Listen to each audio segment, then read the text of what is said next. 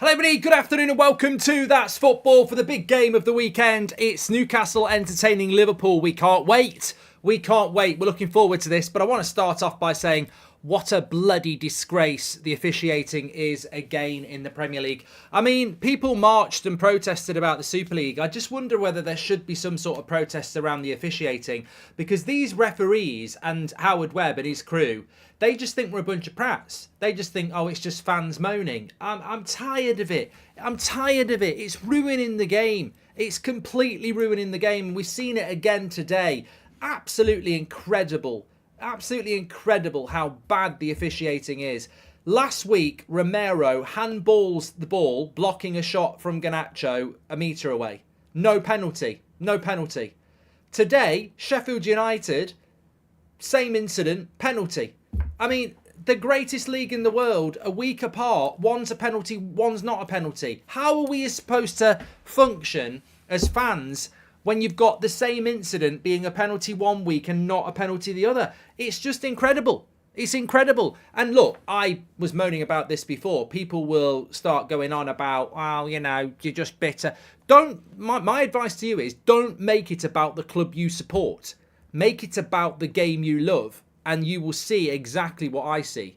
Complete and utter inconsistency week in, week out. The reality is they're either both not a penalty, or in my opinion, they're both a penalty. It was a penalty when Romero handled it, and it was a penalty when Sheffield United handled it. They should both be a penalty. How are they missing the same decision week in, week out? And this is why fans are losing their shit every week, because it's incredibly inconsistent. Alex says, I didn't think either were penalties. Well, that's the answer, Alex. They either are penalties or they're not penalties. And I'll explain to you in a minute why this keeps happening, because how we interpret, and I've got to shout Robert McCormack out for this on Twitter, how we interpret VAR is common sense. How the referees use VAR is absolutely hysterically incompetent. But we'll talk about that in a moment. Let's get into, before we do the team news, let me just remind you that we are sponsored on this show by the fantastic people at Manscaped. Trim the grass to make the yard look bigger. You can get 20% with that code footy, or you can go through the link in the description as well, or you can scan the QR code with your camera phone. It will take you straight to the website. What is Manscaped? You can jog on. What is Manscaped? This is Manscaped. Trim the grass. This is your beard trimmer, actually. I used it. It's brilliant. It's better than, if this was a Formula One car in a pit stop, Manscaped would beat Red Bull. It's so quick, brilliant. The best shaver I've ever had. It's big in the hand, but I'm used to that sort of thing. And it's brilliant. It's absolutely brilliant. And I don't know why I'm pretending to do it, but it's very, very powerful.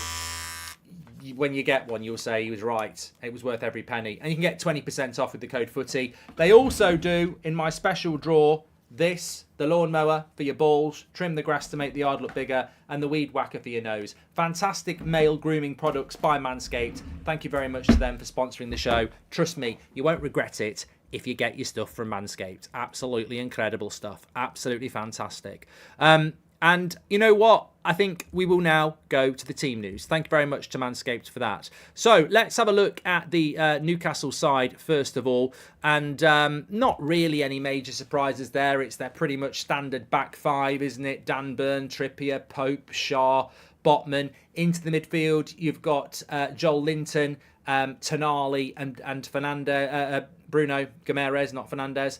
And then they've gone with Gordon up against Trent. I think that's a key battle there with Isaac and Elmarin. I'm going for Newcastle to win because I trust them at home. I think it'd be a massive win if they can do it. Alan Carey, welcome to the Members Club. Be a massive win if they can do it, but Newcastle at home are underrated at times. People sleep on them. Liverpool, interesting. Looking forward to looking at Endo in the midfield. Not Enzo, he's at Chelsea. Looking forward to looking at Endo. Szoboszlai and McAllister obviously can play. He had his red card rescinded. Back four, again, pretty much as we all know it. Well, no, Matip's playing actually. Matip, Van Dijk, Robertson, Allison, and then obviously Trent, who I think is the weak link defensively. And then you've got Diaz, Gakpo, and Salah. So it's a good Liverpool team that's starting to take shape. It all depends on their midfield. I think we all know that with Liverpool. It all depends on that. But yeah, it will be very interesting, I think, to see how it plays out. I do think Newcastle will win, but obviously Liverpool are a good side, and it would be a big, big, big statement of intent if Liverpool could go and win here today. But look, I just think people do write off Newcastle a little bit too much, and I think I would trust them at home. Interesting. I don't know much about this Endo. I really don't. I think he's going to be a really interesting player to keep an eye on today. But get your thoughts in. What are your thoughts? Wataru Endo. I'm just having a quick look at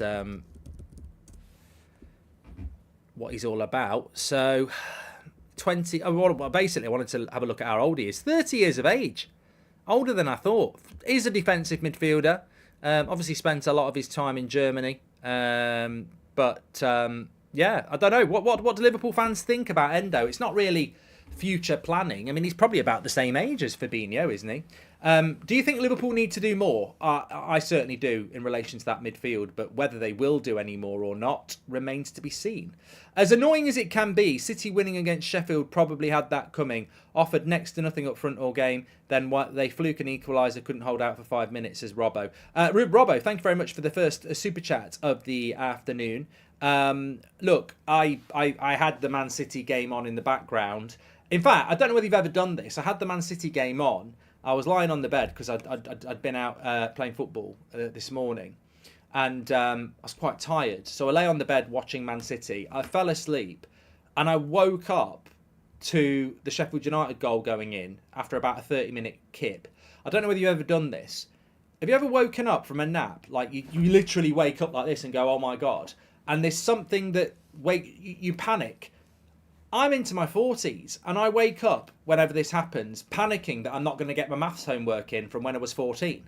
I don't know whether anyone's ever had that, but it happens to me a lot. Whenever I have a nap in the afternoon, I'll wake up and there'll be something completely ridiculous from my past that's sort of locked into my psyche. And I woke up this afternoon when Sheffield United scoring going, shit, what about my GCSE maths I've got to hand in? Because I just couldn't stand my GCSE maths teacher. He was really strict. And I'm not really scared of anybody, but I used to be scared about not handing the homework in. I mean, he was a string bean. He had no muscles. He just used to be very good at ridiculing you in front of the class, and I didn't like that. So I don't know whether that's unique to me, but I had that this afternoon. But yeah, when Sheffield United equalised, I was like, whoa, we might get a major shock here. And then Man City just went up 2 gears, didn't they? And I mean, they could have had a goal before they had a goal, if you know what I mean. I'd rather Man City had won 9-0, to be honest. At least I would have got some FPL points, because that's just flirting with a loss, isn't it? Or dropping points. Foden's not rated by Pep, needs to leave. He's wasting his career, says Decode. I think he is rated by Pep. I think there was a bit of a concern about about Foden's. Wasn't there an injury scare or something ahead of this game? I don't think he was left out on purpose, to be honest with you. But yeah, look, Man City won. What a surprise. Good result for Villa. Burnley at home, second home game of the season. Still haven't got a point. Obviously, they've only played 2 games, but they've played 2 home games, no points. I mean, Villa would want to go to Burnley and win. Of course they would. But to go and win, Villa are starting to live up to the expectations, I think, that a lot of fans have, that Villa will have a good season. And, they looked good today, Villa, didn't they? So, good result for them. I just want to come back, just because we've got a few minutes until the start of the game. I'm going to talk about it in the podcast. We've got a really good guest on the podcast this week, actually.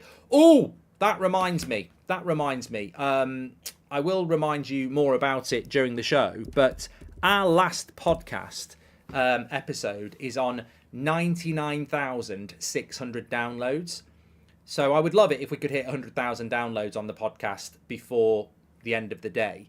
If you're not aware of the podcast, it's on episode 3 now. Goldbridge Saves Football. Each week on a Tuesday it comes out. We basically, in podcast form, it doesn't go on YouTube really. There might be a couple of 5-minute clips, but it's a 50-minute podcast. Basically solving the problems of football in a conversational way. We bring a lot of your comments in, and we've got prizes and stuff that we give away. So it's a brand new podcast. It's doing fantastically well. Lots of you have listened to it. If you haven't listened to it, please, just click on the link in the live chat or the video description. give it a download for later, and we could hit 100,000 downloads while we are on air. And I think you'll find a podcast that you really like as well in the process. It's open for everybody. It's very much in the theme of That's Football. It's not about United. It's about general football. So give it a check. And thank you very much. I forgot about that. But look, one of the things I'm sure we'll be talking about this week is the officiating. And before we do that, Erwin says, he's done a super chat. What do you think about City holding it into the corner with Grealish and Haaland laughing at the home fans for one of the worst Premier League teams in the league? Man City are a ridiculously, relentlessly good side. I said yesterday the Premier League would be a very good league without them. Man City fans took it personally. I don't know why. They got a guilty conscience about the 115. I don't know. I'm sure people used to say it about United 20 years ago. If you took Man City out the Premier League, it would be a really, really competitive league. They're not going to get taken out of it. In fact, this is how stupid some Manchester City fans are. They don't see the compliment. I'm basically complimenting on you being too good for this league. You're in a groove, you've got the squad, you've got the manager, you've got the players, you've got the spend. I would argue as well, here's a hot take for you. I think the signing of the summer so far to me looks like Kovacic. I loved him at Chelsea. I know he had a bad season last year. Kovacic looks like he's put a pair of comfy slippers on in that midfield at Manchester City. I was like, Gundogan, what a player he was for Manchester City. Kovacic has gone in there and looks like one of the best players in the league. For me, Kovacic so far is the signing of the summer. He's absolute, and you can chuck different names at me, and there are some good ones. I think Maddison's played well, but Kovacic, oh my God, he's just absolutely running the show for Manchester City already. Zane says, I think Arteta's been rejected by a double like Tom Cruise would do in Mission Impossible. As he's been replaced, by a double, as he's sabotaging our mission to win the league, says Zane. Okay. You ever seen that film Face Off with John Travolta and Nicolas Cage? I remember they swapped their faces, didn't they? Interesting film. Probably not as good as it could have been, if you know what I mean. But thanks for those super chats. Look, the officiating has wound me up this weekend. I haven't watched many 90-minute games, but look, how do we solve this problem? Is there a problem to solve? Because I love football. I'm sure you love football. And every bloody game, not just Man United, every game I watch is riddled with inconsistency. And I don't know whether you know this, but effectively, the way the referees use VAR, they'll only use it if it's a clear and obvious mistake. So if you look at let's just take, I'm trying to think of a situation that is comparable. Well, look, the obvious one for me is Romero handball from Garnacho in the penalty box, arm stretched out. On the field, the referee doesn't give a handball. Today, arm stretched out, Sheffield United player hits it, the referee gives a handball. We're sat here as fans, and there's loads of things. There's yellow cards. There's penalties. There's non-penalties. But how is it that the Premier League? Because if I'm Howard Webb, tomorrow morning, I don't care whether it's a bank holiday, I'm ringing up all the referees. We'll do it on Zoom if you want, and I'm losing my shit. I'm banging the table and I'm saying, "How the bloody? You're embarrassing me. You're embarrassing me. How can you not give a penalty last week for a handball that's the same as this week, and you give one? That's bloody ridiculous." But this is the interesting point. Though that conversation will not take place because many fans think VAR is being run the way it should be. The way they run VAR is they run it on a game-by-game basis. They don't look at anything from other weeks. They don't search out the consistency that we crave. What happened in that Spurs game was the referee didn't think it was a handball. So VAR looks at it and goes, it's not a clear and obvious mistake. It's not a handball. Today, they give the handball in the Sheffield United game, and VAR looks at it and goes, well, he's given the handball. He thinks it is a handball. It has hit his hand. It's not a clear and obvious mistake. The penalty can stand. So actually, VAR is not being used the way we want it to be used. It's being used for obvious mistakes. It's not being used for consistency. And that is why last week it wasn't a handball in the Man United Spurs game, but this week it was in the Sheffield United Man City game, because VAR will only correct it if they think the referee has made an obvious mistake. They are not there to bring they are not using it to bring consistency. And I find that appalling, absolutely appalling, because if I was running VAR, I would say, I'm looking for excellence. I'm looking for consistency. I want a Crystal Palace fan to go to Selhurst Park next weekend and know that if the ball hits the hand of the defender like it did in the Sheffield United game, it's 100% going to be a penalty. Even if the referee on the pitch doesn't give it, we are going to make sure that that is a penalty every week, because that will make us look more confident and competent. And also, if we are going to give a yellow card for time wasting to Onana, even though there's another ball on the pitch because time had passed, then we will give it to everybody. And also, if McAllister's foul last week is a red card, then every foul like that will be a red card. And if it's not a red card, then every foul like that won't be a red card. And that's what we want. But I don't think a lot of fans realise we will never get that, because the way they use VAR is basically just a backup plan to protect referees if they get a blatant decision wrong. They will not correct, the 50-50s, and we will therefore never get consistency. And it's disgusting. It's disgusting, and it's ruining the game, because ultimately, I don't think VAR is worth it if you're not going to use it to bring consistency to the game. So look, what I'm trying to say is, in a short term, is next week, your team might be playing a game where a handball happens like it did in the Sheffield United game, and if the referee doesn't give it, VAR won't overrule it. So we're going to get inconsistency. I also think, exactly, Robert, well, it's you who prompted it, because I think, sometimes I fall into that trap as well. We are not using it properly. It's a bloody disgrace. And ultimately as well, they're not bothered about us moaning either, because they just think football fans are idiots. That's what the Premier League think. That's what referees think. That's what owners of your club think. They just think we're bloody idiots. So we will have to just, we'll keep moaning about this every bloody weekend, because they'll just keep being mistakes. I also think as well, watch out for this game today. I watched United against Forest yesterday. Marcus Rashford got a yellow card because two Forest players fouled each other.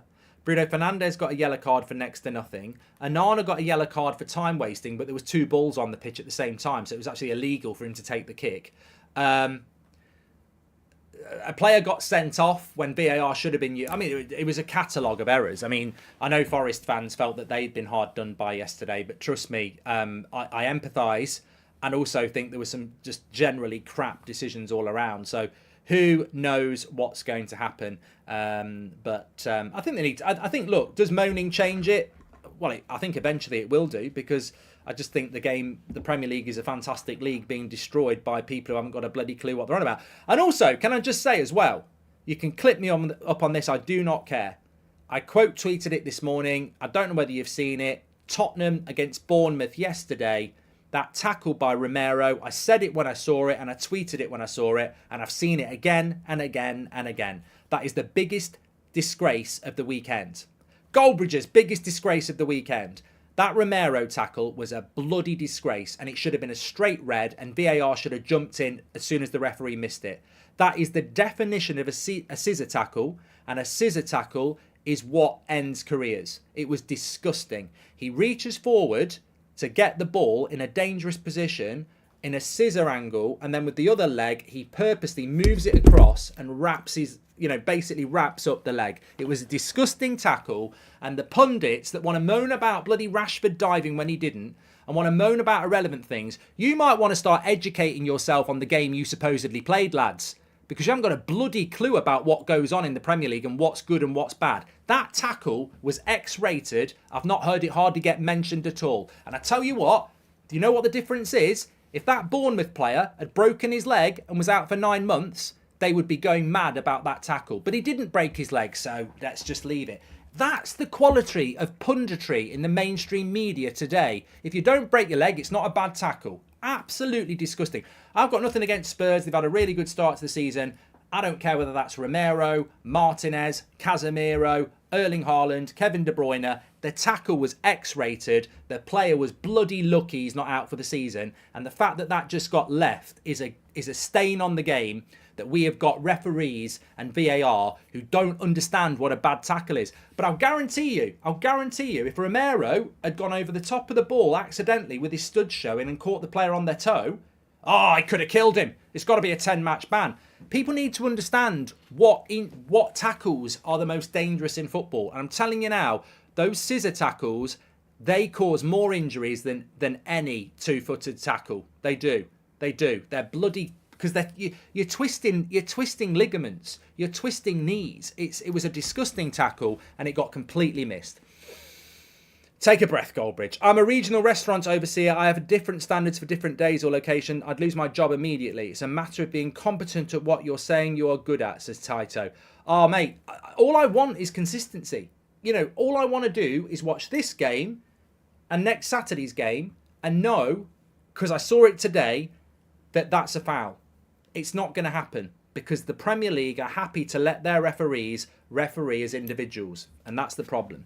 I wonder why you're not raging, tweeting, making podcasts like this when Onana gave a boxing punch in the Wolves game. You were very silent. Sean, are you a prat? Because I think 10,000 people think you're a turbo prat. You're comparing Onana going for the ball in the air to somebody very, very closely ending somebody's career. What are you talking about? And why are you still talking about a Wolves game? It's 2 weeks ago, mate. A lot of people thought it was a penalty. It wasn't given. It feeds exactly into what I'm talking about. Incompetent, inconsistent refereeing. What are you talking about? Afternoon, Mark. As an Everton fan, we've been playing well but cannot finish. Nearly 5 XG and 0 goals. And now we're spending 30 million on Beto, says Dance. Look, get your comments in. This is what this channel's all about. We've got a fantastic game coming up for us. You know what? My theory on Everton is probably not going to please Everton fans, but I'd refer you to what I've been saying about Spurs for a couple of years. I'm so happy for Spurs fans because you've got a style of football that befits Spurs. I'm not saying you're going to win everything or anything, but Spurs in my lifetime, from Clive Allen and Chris Waddle to Gary Lineker and Gaza to Gareth Bale, David Ginola, Darren Anderton, whoever. They've always been a team that entertains. They play entertaining football. And for the last 3 or 4 years, they've been boring. And I think Spurs fans are ecstatic at the moment because they're playing football that they can turn up or follow their team or turn the TV on and actually enjoy football. And this is Everton's problem. The football that they're playing ain't good. It ain't good. And also, you're in relegation battles every year. It's no longer an exclusive club of the top 6 to have a manager that can play good football. Whether it's Brighton, whether it's Brentford, whether it's Bournemouth, whether it's Fulham, the game has changed. And I just wonder with Everton whether they look at Fulham and Brentford and Brighton, etc., and look and go, we could be playing a better brand of football. I like Sean Dyche. But is he edging towards the Sam Allardyce route where his brand of football really doesn't cut it in the modern game unless he's going to grind out the results? And the minute he stops grinding out the results, the football's not entertaining. So I think Sean Dyche needs an identity change. He's got to start playing better brands of football because ultimately Everton should be playing better football than they are. What's your opinion of Alex Scott from Bournemouth, says Harvey? I think he's the lad they got from Bristol, isn't he? I mean, he's very, very highly rated. It'll be very interesting to see what happens. CD says it's a big match for Liverpool. Look, this is the game of the weekend. You know, you look at the Premier League fixtures on a Wednesday or sometimes a Tuesday and you go, that's the game I'm looking forward to beyond the team that you're watching. Why have I got cricket on? I'm not watching cricket. You're having a laugh. If you think I'm watching cricket, you're having a bloody laugh. Yeah. Now I'm looking at Harry Kane. Bloody cheeky gets. As if I'm getting ready to watch Liverpool and Newcastle, and then the cricket comes on and goes, sorry everybody, forget the watch along. I've just realised I really want to watch the cricket. No thanks. This is supposed to be an absolute humdinger, says Robert McCormack. I think there'll be goals. I think Liverpool are always going to concede, and Newcastle are always going to score at St James's Park. And I like that Liverpool attack. I think it's got goals in it. So I don't think we'll get the classic 4-3 we got at Anfield all those years ago. But I think there will be goals. I think there will be controversy. I just hope it's not inconsistent controversy. But I think it's so... In fact, let's do a poll on this. Who have you got? Who are you going to go with the result here? Because I'm going to go with Newcastle because, like when they played Villa a couple of weeks ago, everyone was like, oh, Villa are going to win. And I'm like, you're absolutely missing the point. of how good Newcastle are at home. They're absolutely incredible at home. So I'm going to go with a Newcastle win. But it won't be easy. I don't think they're going to win 3 or 4-0. But I think the energy that is brought to that ground and the quality that they now have in the team, I think that they will win. However, I will offer the other side. I think it will be a close win. I think it will be like 3-2 or 2-1. But if Liverpool go and win, 3 games in, I would say we're looking at Liverpool as title contenders. And I'm going to leave that there. I'm off.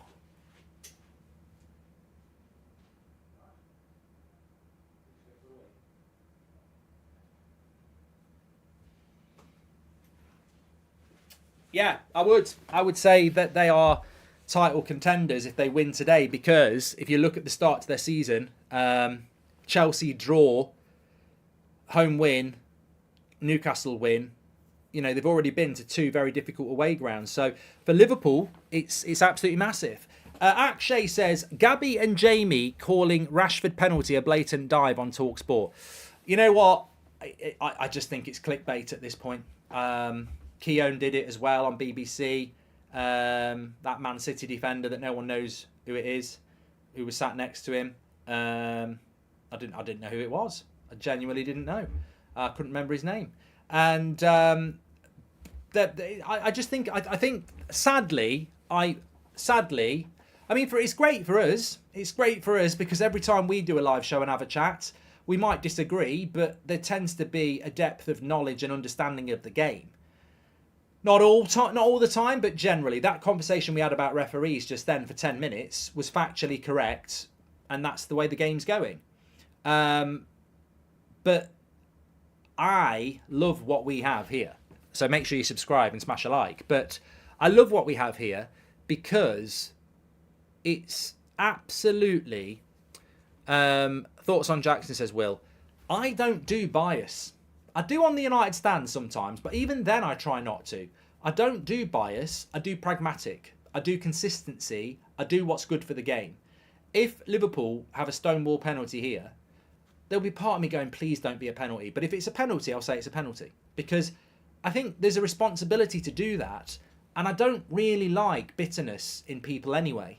And I think with Keown and Lahore and everybody else, they must live sad little lives. I mean, they've probably got very good bank accounts, but they're so riddled with bitterness that they come out with stupid things. I mean, somebody said I couldn't listen to it, but I got the gist of it. Lahore was like, Maguire should come and play for Man United because he can't do any worse than Varane and Martinez in defence. And I was like, he clearly didn't watch the Forest game because neither of the goals are on the centre-backs. Like, the first goal is on Marcus Rashford. The second goal, you could argue Martinez should win the header, but so should Wan-Bissaka. But it's got absolutely nothing to do with the centre-backs. And this is what I mean. It's so dangerous. It's like I know a lot of Americans have said this about politics. It's almost you can chuck something out there and people believe it. As long as you've got the platform, people will believe it. And I think that's, you know, when I look at what we have, there's a responsibility, and I won't get away with it with the comments anyway, that if I chuck a load of shit out there, like Mo Salah's the worst player since, you know, Marcus Albrighton's better than him, I'm not going to get away with it. I'm not going to get away with it. But in the mainstream at the moment, these people are being empowered to vocally inflict their stupidity onto the nation. And it's pure stupidity. I don't care if that's Brennan Johnson running through on Wan-Bissaka. That's a penalty. Every day of the week. I don't care who it is. I don't care whether it's Liverpool against Man United at Anfield or FA Cup final. It's a penalty. Because the defender has made the stupid mistake of committing themselves. So it's not a dive. It's not a dive for me. In my opinion, that's a penalty every day of the week because the defender commits himself. People say he's trying to move his foot away. Well, he shouldn't have put it there in the first place. He's put it in the way. He's made the contact, and I don't care whether it's enough to go down or not. We saw it with Szoboszlai last week. It's a penalty. You know, Szoboszlai goes up in the air like he's on a flight with EasyJet, but it's still a penalty because he gets fouled. To say it was a dive, it's just Man United bitterness. It's Man United bitterness. And look, maybe it'll work the other way. Maybe there'll be a Liverpool penalty today and some ex-United players will come out saying it's a dive. But I don't want that in my punditry. I want conversation that makes me think. I want conversation where I can learn. I'm not learning anything from some bitter ex-player that doesn't like Manchester United. And I also think football's moving on. Hi Mark, what do you think of Harry Kane to Bayern? Says Alex. Well, 2 questions about strikers there. I think Harry Kane to Bayern is a clever move for him to win trophies, and I think the Champions League is where to monitor him. Jackson at Chelsea, I think he will end up being a good player. I don't know whether he's enough for Chelsea. We're just about to start this game. Oh, he's a bloody idiot. Okay, we are now. Shahin says, I think it's because Keown belongs to a different era. Back then, there was a higher bar for giving penalties. It was more physical. No, I think Martin Keown talks absolute crap about Manchester United all the time. Liverpool are into the box here early on, and they won a corner. Fast start by Liverpool. Is Salah going to leave Liverpool, says Jan. There is a rumour going round that this is Salah's last game and that he wants to go to Saudi. And that something will be announced tomorrow. I don't want to believe that rumour, but I guess we'll have to wait and see. But I'd be very sad about that, even though it weakens my biggest rival in Liverpool. I just don't want to see players of that quality going to Saudi Arabia. I was watching some of the Saudi Arabian football yesterday, and it's just bloody exhibition. It's like a pantomime. Like, the quality is just like, it just feels very... what's the word? It feels very exhibition to me. It doesn't feel like football. But if it's a matter of money, it's a matter of money. It is what it is. But look, the reason I get passionate about inconsistency in the refereeing is because I care. I care about this Premier League. I care about football. I want it to be as good as it can be. I look at other sports and I think that they are worse than football, but I look at some sports and I think they're ridiculously well organised. Where do you think Evan Ferguson's going to end up, says Ood. I can't believe he's only 18. There's talk of Arsenal. I'd love him at Man United, but there's talk of Arsenal.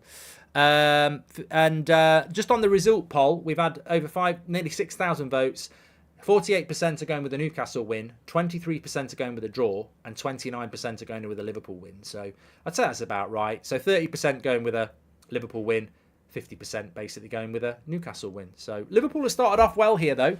And Newcastle do need to be careful. They need to impose themselves on this game. Look, I don't know Martin Keown. I've never met Martin Keown, and a few people are talking about him. All I remember about Keown is he's an absolute bad loser. He's a really bad loser, and he's obviously still got that in his mentality now. Because when Van Nistelrooy missed that penalty and he came down on him like that and whacked him on purpose, I thought, you absolute coward. You're basically assaulting him in a cowardly way that's not going to get you sent off.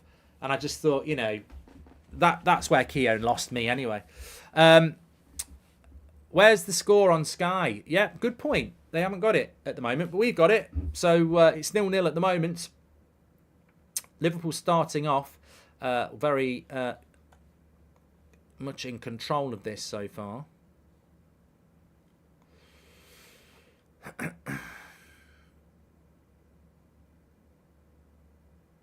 be a foul.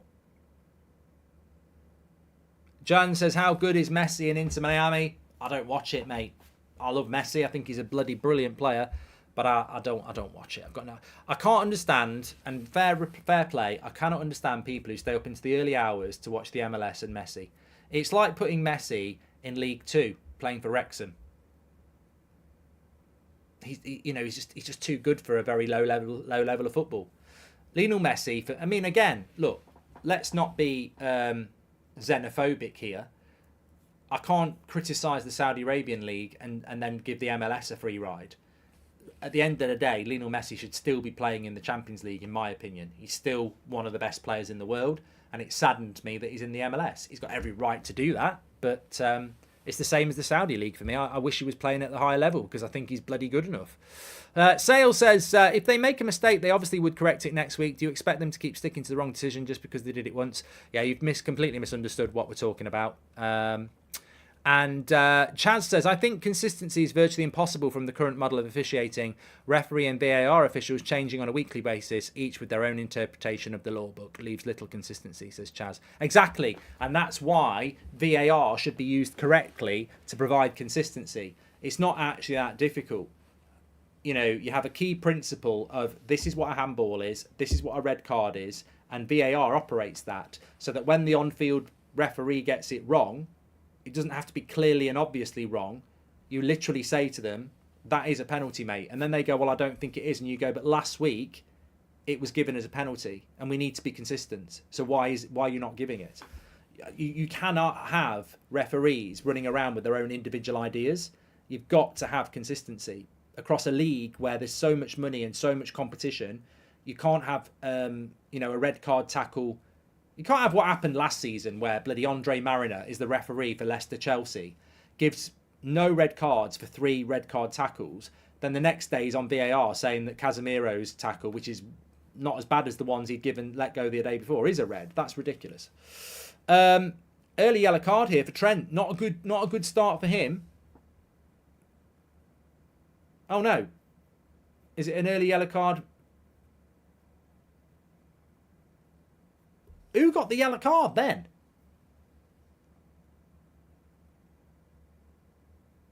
Who got the yellow card then? Either way, I just think it was an absolute joke. It's a joke of a yellow card, that. So Trent got a yellow card for throwing the ball. Fucking joke. Absolute joke. It's, well, you want to be... I'd be worried if I was Liverpool because Trent on an early yellow, not a good look.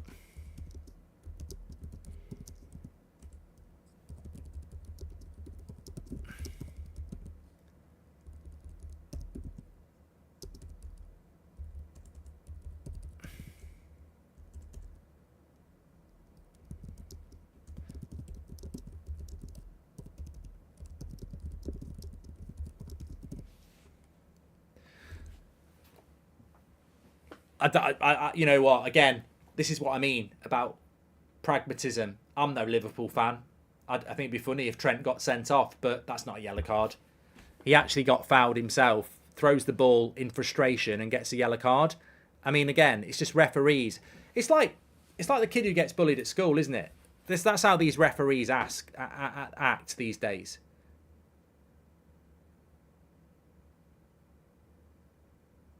They want players to be robots. He's just been thrown on the floor and landed about 10 meters off the pitch. He throws the ball in frustration and gets a yellow. Mad. Absolutely mad. But as I said, there will be controversy. Is Jacob Ramsey better than Mason Mount? Says Al. I'm not here to slag off Mason Mount. He's injured. That all Newcastle are going to do, and I said this before the game, is get the ball to Gordon and tell him to run at Trent. That's all they've got to do now. I mean, I would have done that anyway, but now he's on a yellow card. Just keep doing it. Keep doing it because he is absolutely a brilliant player going forward, but every team attacks Trent Alexander-Arnold because he's a weak link at at right back. So that's a worry if you're a Liverpool fan early doors here. In fact, he's on a yellow card. I would, if I was the Liverpool physio, I'd be back in the changing rooms now running the bath because I think he's an early bath waiting to happen. But the atmosphere is fantastic. Fire already. Can I just say, I did see somebody in the chat say, loving the podcast. I don't want to disrespect anybody that's loving the podcast because you're legends if you are listening to it and downloading it. In fact, we're trying to hit 100,000 downloads. So we're only about 400 away. So if anyone's not listened to it yet, links in the live chat or the video description. Click on it, download it for later and give it a listen. Really appreciate your support. And we've got our first guest on the podcast this week. Week 4, first guest. It's going to be good. Got some good questions lined up. Some big issues to solve.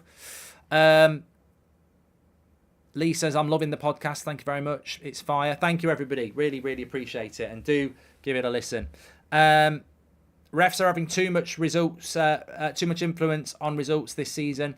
The thing is, Mr. Salty, I mean, I get obviously levelled as a United fan as being very pro-United. Oh, Slow Sports News. Goldbridge favours United.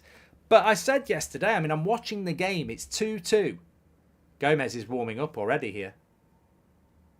Yeah, I tell you what. If Jurgen Klopp takes Trent off, he's clever. He's clever. I know it's controversial, but it's clever if he does it. Because I think it's going to be happening. I want to just say that... yesterday, 2-2, Man United against Forest at Old Trafford. Ball over the top, Bruno, defender takes him down. Obviously, I want that to be a red card because it's a game changer and it's 10 against 11 and we're at Old Trafford and we're going to attack and we're going to get the winner and that's what's going to happen. And that's what did happen. But I didn't think it was a red. I didn't think it was a red. Because the way I look at it is, and I've said it to you many times before, even when it's for us, when it's for United, and definitely when I'm on here, I always think if that was against my team, what would I think? And I just cannot agree that was a straight red card. I mean, Bruno's not even quick either. Like, if it was Rashford running through the middle, I'd be like, no one's catching Rashford. But do they even look at that? Do they even look at the pace of the player? Those yellow cards are ruining the game. You can't show no passion or complain anymore. Trent got fouled, but he got yellowed for complaining for a bad decision. It's getting beyond ridiculous, says Nathan. Disgusting yellow card, I agree. Seen any good films this year? Shout out to Titanic, says Nelly. I was watching Heat last night, which I've mentioned many times. I watch it every summer. I watched Lone Survivor again on Friday night. I've seen it before, but I just quite like that sort of film when it's done well. Yeah, I'm dead against these stupid yellow cards. 100 million. 100%. What's the plan for 1 million subscribers? I think we're going to do a live show in London. I just need to get it up and running. Need to find a venue in London and we'll do a live That's Football show. Probably...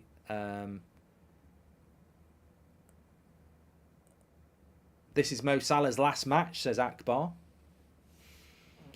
Look, even I hope it's not his last match. Johnny watched The Godfather last night. You know what? I was thinking last night, I need to watch. I've seen Godfather loads of times, but I actually thought I might just watch Godfather 2. It's a great sequel.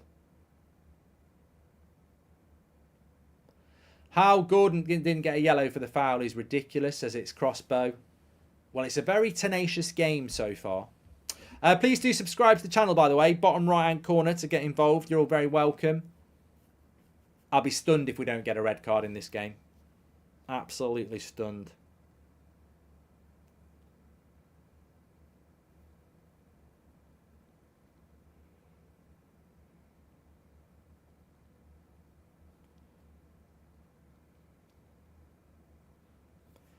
The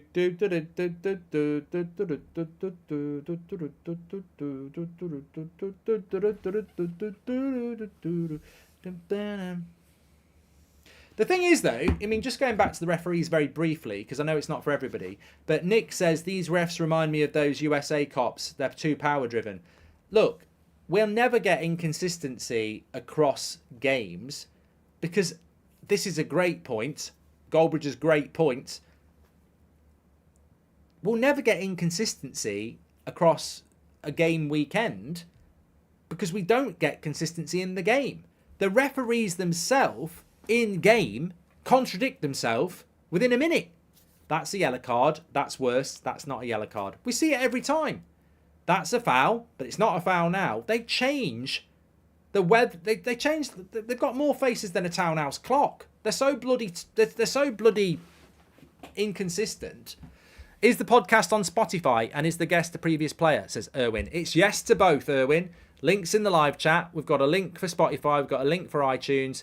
Give it a download. Give it a listen. And I think you'll really enjoy it. Watch Coherence if you're into Parallel Universe. It's just excellent, says Shahin. There we go. If you're into that. Best sequel in history, Terminator 2, says Nelly. No. You're wrong. Bring Clattenburg back, says Alex. There's Almiron down the right-hand side. As I look. Godfather 2 is one of the best sequels. For me, Empire Strikes Back is... and I mean, for me, that's the best Star Wars film. So it's definitely one of the best sequels ever because it's bloody brilliant.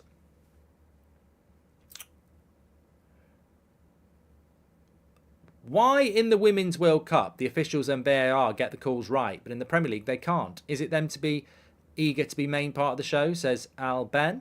FA should consider hiring the best referees in class from around Europe. I don't get why it's an issue, says Dane. I think this is a great point.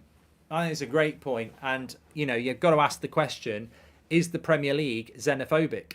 Because why is it that you will only employ British referees? Why have we not got Italian, Spanish, German referees?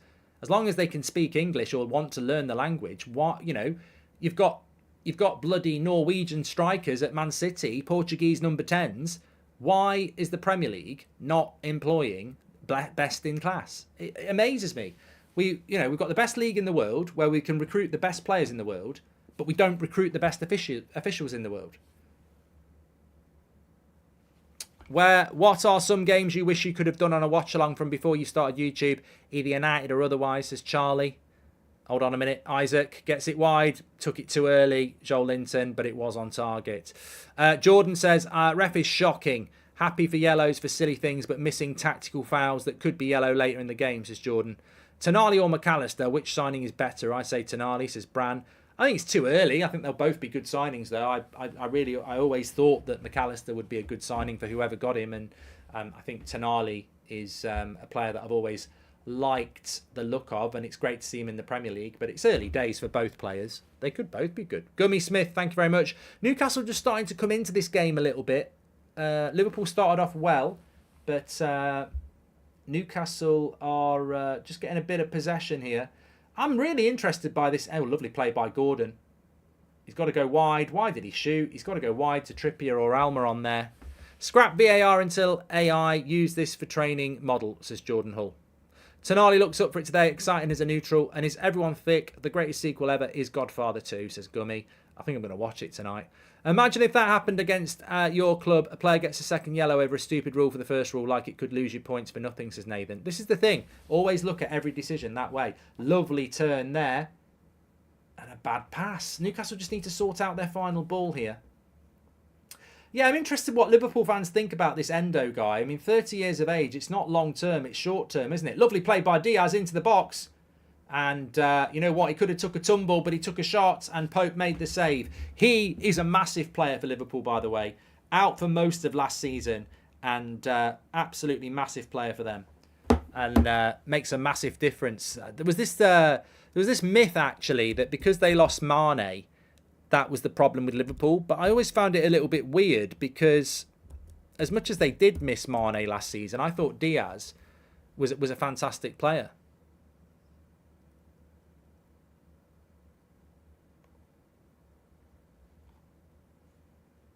Just a bit lucky with injury. Corner comes in. You'll do well to score.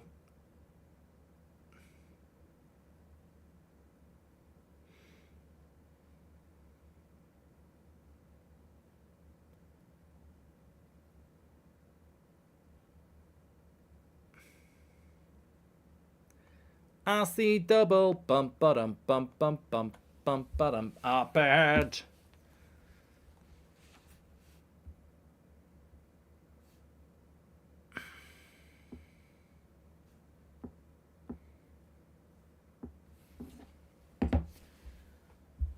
Paula says, is Salah leaving to Saudi for real?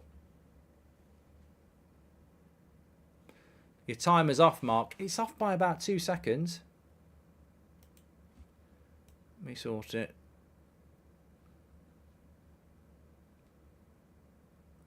There we go. It's nearly half time. We can all go and make a cup of tea. It's not really. Oh, the fun you could have with a timer. Let's get this bang on. There we go. I don't like referees, but to be fair, neither Gordon or Trent got booked for the same challenge and kicked the ball away as yellow. I don't know that's why he got booked, says Sawa.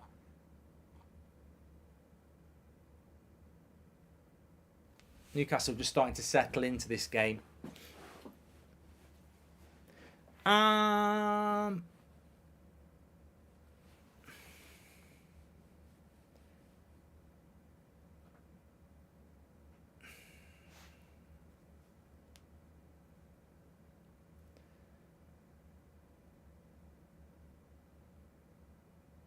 Mark, are you able to confirm if you're in the manager in the Sidemen charity game? All I'd say is that this time last year, 2 weeks before it, I didn't know I was in it anyway. So I can't confirm. No, No. How will we compete against so well-organised teams, says Pre? Who's we? We're not going to play together, mate. We can't play as a two. I don't know who we are. Are you talking about United? We'll find out next Sunday. Manchester United against Newcastle. Manchester United against Arsenal next Sunday at the Emirates.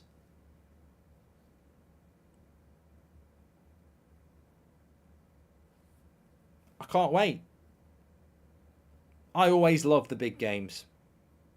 They're the games I enjoy. Test yourself. And I think also when you get written off, you know, sometimes you'll go and get a performance, won't you?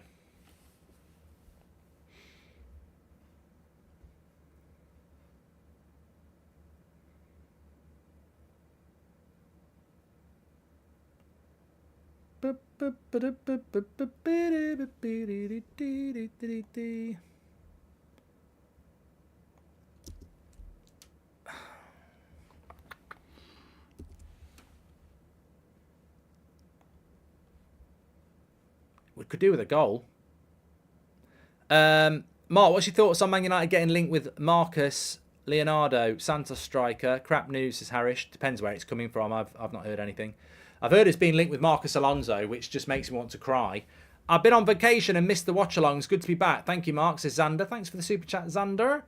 And Mark, what do you think of scrapping of VAR? Pay the referees more and have a relegation league for referees, and this would force the referees to perform better, says Al Ben. Anything to improve the quality of officiating in the Premier League would be great.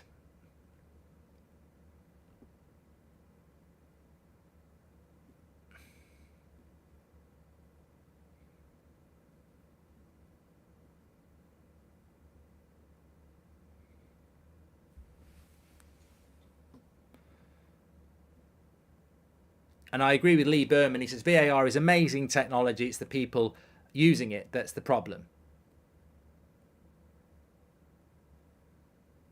Do you follow the NBA, Mark? No. Not that I've got anything against it. I just don't follow it.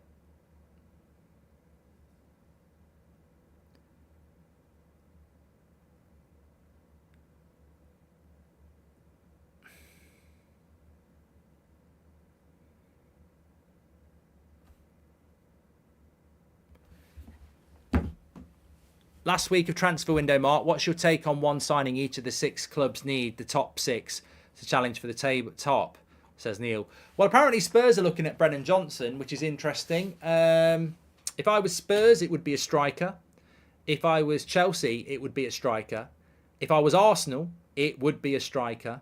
If I was Liverpool, it would be a midfielder. If I was Manchester United, it would be a midfielder. Who else have I not done? I mean, Man City don't bloody need anything. A 2-week holiday in Greece, they don't need anything. I mean, they could have a month off and still win the league. Who else? Newcastle. Newcastle probably, I think, squad depth, Newcastle. I don't think they need a striker or a winger. I think it's depth. Maybe a centre-back for Newcastle, I think.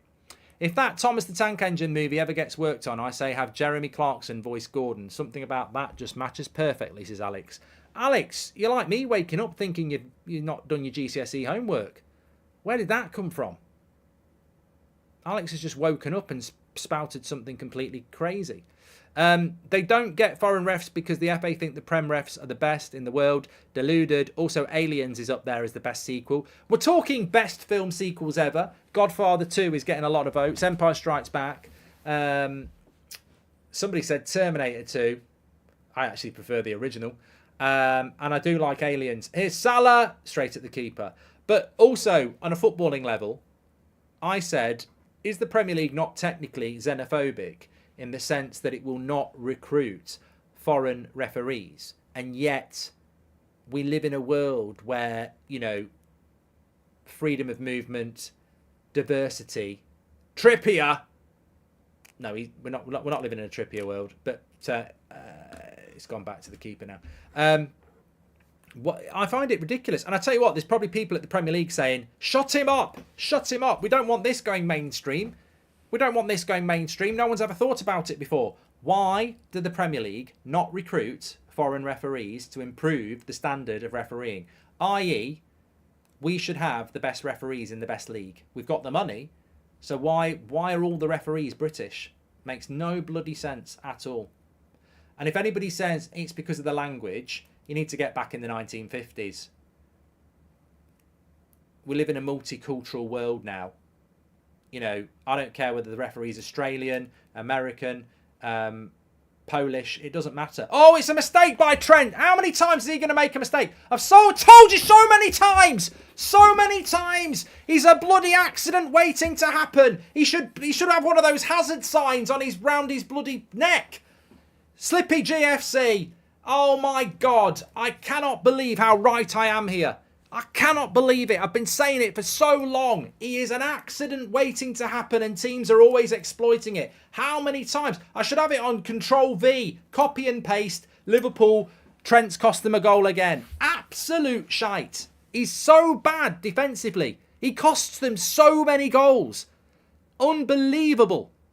Teams target him because he is crap defensively. He's cost Liverpool a goal there. Pure and simple. It's a simple pass to him from Mo Salah. He's let it go under his foot. And Gordon's there to run through and finish. And I just don't understand why they keep picking him. I do not understand it. It's just just a goal, isn't he? It's just a constant goal threat for the opposition.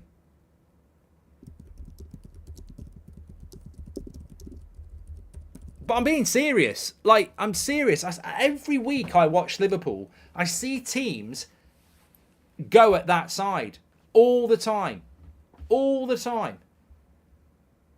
And Klopp just doesn't seem to care.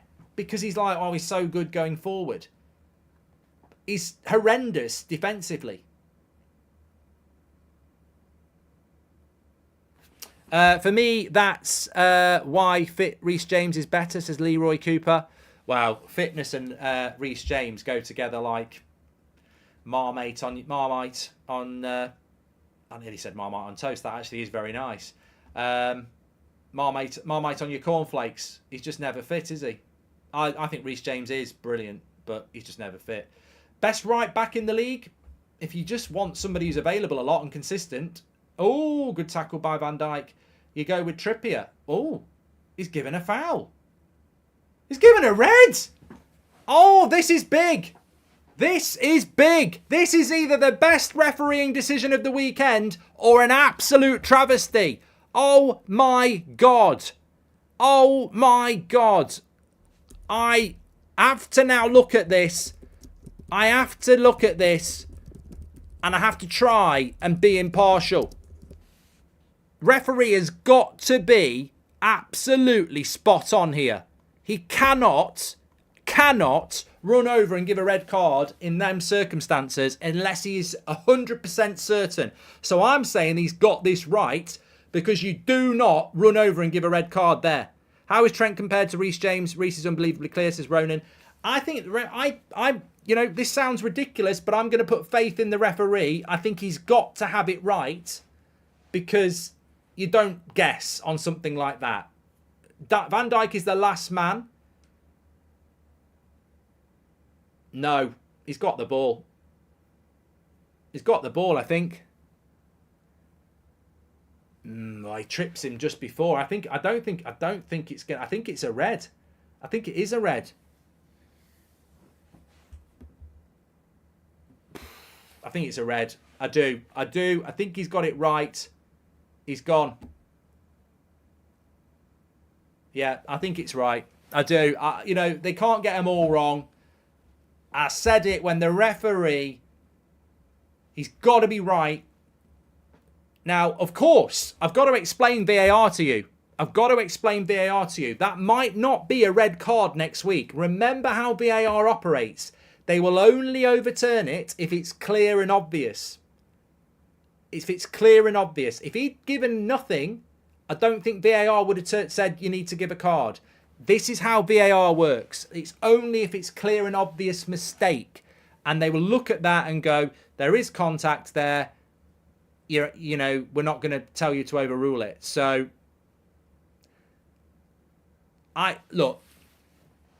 All I would say is if the referee had not given a foul, VAR would not have said it's a foul, because that's how VAR works. They're there to back the referee unless it's obviously wrong. For me, I'm looking at it again.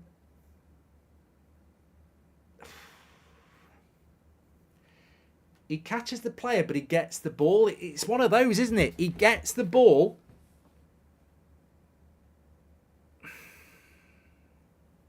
Look, he's come through the player a bit. He has come through the player a bit. It's a controversial red because you've seen him given and you've seen referee say play on. It's one of those where sometimes they'll say fair tackle, sometimes they'll say it's a foul. By the end of the season, most teams will be spread thin because of the ridiculous red and yellow, says Nigel. Is it a red card poll? 100%. Let's do that.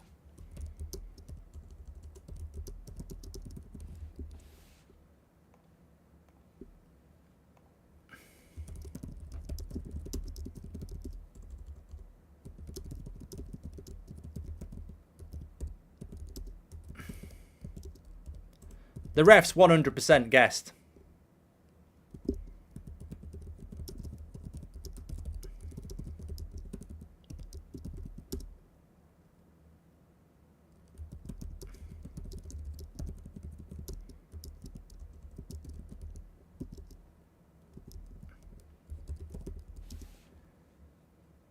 So Joe Gomez is going to come on. It's not looking good for Liverpool. What have I done here? I haven't put the poll out. Was it a red? For you. Get the poll. Get it going. Get your votes going. What I will say is, I think it's a foul. I never would have given it as the ref because I wouldn't have seen it. He has guessed. I've watched that replay 5 times and I'm still like, it's a foul. Does get a lot of the ball. It's come through him though. It's one of those, for me, I think it's a red, but I'm like, there's just no way the referee has seen that. He's guessed. Because I've had to watch it 5 times and I'm still, he's guessed. The referee's guessed. And at this standard, in this type of a game, he might have guessed right. But you can't be guessing in a game like this. And he has. Van Dijk, verbal tirade of the ref should be more lengthy ban, but the red is real as less man and makes contact with player first. Denied possible goals, is number 7. Ref has guessed. I don't know why he didn't use VAR to back his gut feeling out. I think it's a red, but that's a gamble, says SK. My feeling is he touches the player like Stev says before he gets the ball. It's a foul. And Isaac would have been through on goal. So correct decision, but there's no way the referee can see that from where he is. He's 20 metres off and he's straight. He's looking at it straight. He's just guessed at it. And from where he is, it might look more of a foul, but he's still guessed at it. And he's fortunate that he's guessed right. Diaz is going to come off here. Look, Liverpool are screwed. Liverpool are done. Liverpool are done here. That Newcastle. I had Newcastle winning anyway. They were already 1-0 up, and then they're down to 10 men. Mark, you're better than this. That's a clear red, says Bloody. Look, I think it is a red. I've always said it's a red. What I'm saying is, I think this referee's been shit, and I don't believe for 1 minute he had a bloody clue whether that was a red or not. I think he's just gone, oh, it looks like a last man foul. I'm going to go with it. And unfortunately for Liverpool, even if it was borderline, the way VAR works, it'll only turn it around if it is clear and obvious. So what the referee should be doing in that situation is probably saying, I want to go and have a look at the screen. But look, I think the decision is. I think it is a red. It's an annoying red if it's your team, but he does catch the player first, and I think he will end up getting a lot of praise, that referee. But I don't think I wouldn't give him a load of praise because I think he's just guessed at it. But again, it's the misuse of VAR. Mark, I think it is a red. That's my stance. Why is that even controversial? Definitely a foul. Can't come through from behind, even if you end up getting the ball. Last man makes it a red, says James. Taking off Diaz, who's been their brightest player so far, and leaving on Trent is wild to me. Axel of War, thank you. And I bet if Bruno spoke to the ref like Van Dijk did, it would be extended to a 10-game ban with Graham Souness calling for his head, says JM. Is Van Dijk the captain of... yeah, he is, isn't he? Good tweet coming out here.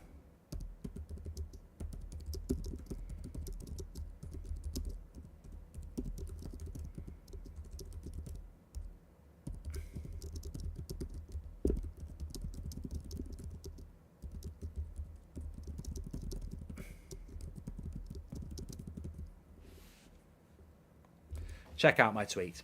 Well, yeah, I think it's mission impossible for Liverpool potentially now. Interestingly, on the red card poll, keep your comments coming in. Was it a red for you? 59% say yes, 41% say no. I think that's a really interesting interpretation of it, because I would be in the yes camp, but it's interesting that it's not dominated by yes. Oh my God, Allison, is that in? We might have just seen the save of the season. Almiron has just smacked a volley or a half volley from the edge of the box. And Allison, I don't know how he keeps this out. Oh, that's just bloody ridiculous. That is absolutely ridiculous, that save. I always say he's the best goalkeeper in the world. How has he kept that out? Power.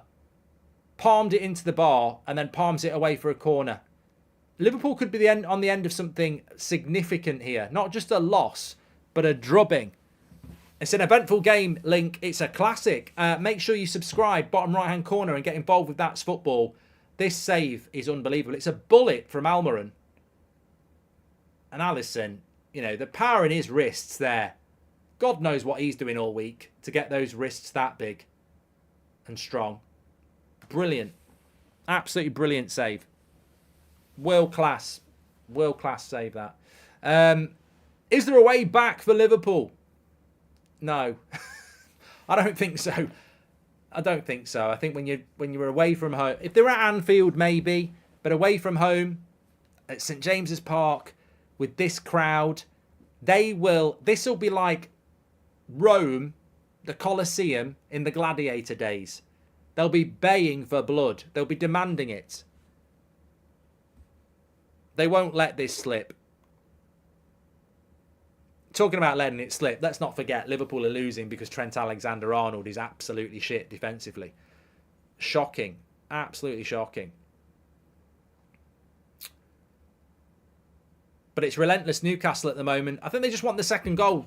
Get the second goal, and I think they know.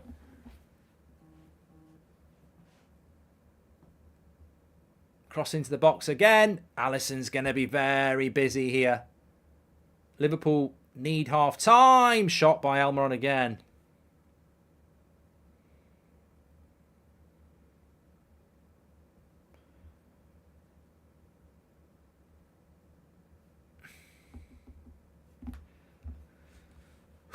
So, I'm going to end the poll on the penalty. Well, no, we'll keep it going till half-time.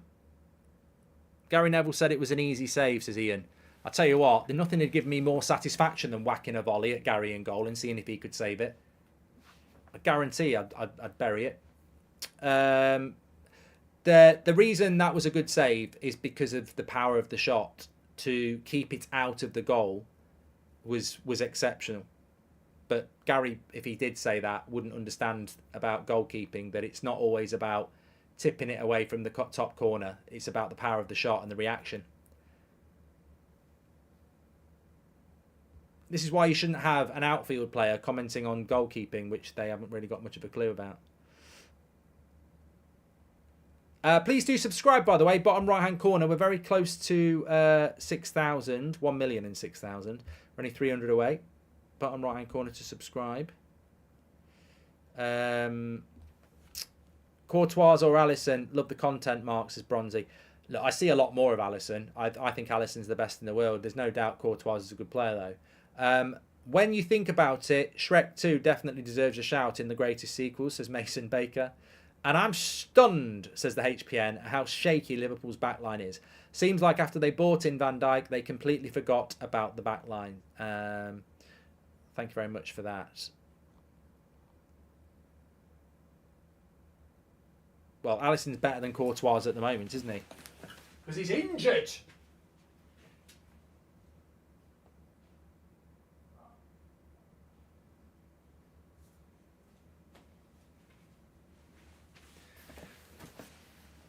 Luton against West Ham, Friday night football. If you're watching that, you're a prat. Unless you're a Luton or a West Ham fan. Oh, I'm not going out tonight, lads. I'm staying in to watch Luton play West Ham.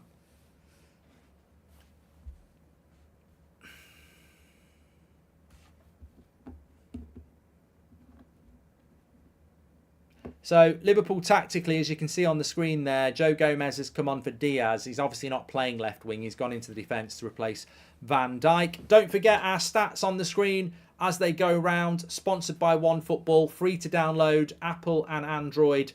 Get all your latest breaking football news, transfer news, scores on the OneFootball app. But the thing I like is you'll be able to see the team stats going round in a minute in relation to possession.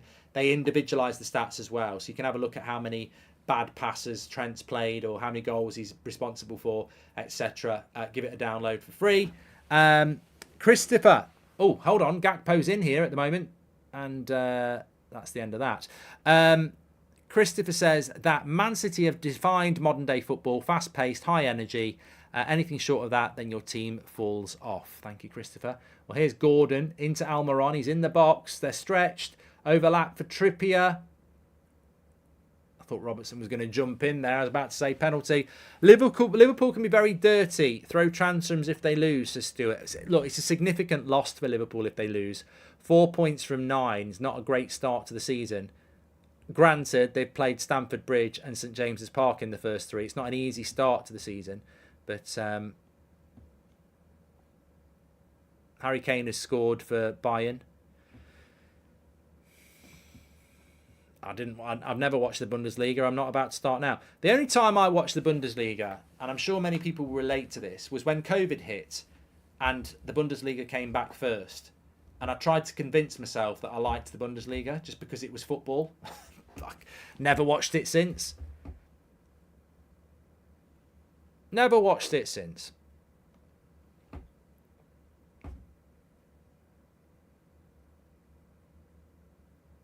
I think Liverpool here are wise just to have a little bit of the ball. Referee's going to probably add about 20 minutes. I've played the game. How's Endo playing in the midfield? He's done all right. He's in for a tough game now, though. Why are Newcastle pushing? This is what they do at home. They also know they've got Liverpool on the ropes. I would be doing exactly this if I was Newcastle. High energy, push Liverpool. You know, otherwise, if you sit deep and invite Liverpool up the pitch and then they get a goal and sit in and defend it out, you've got to get at them. You've got to get at them, haven't you? So I think it's a good idea from Newcastle so far to do this. I am doing an 8 o'clock show on the United Stand. Yes, I am.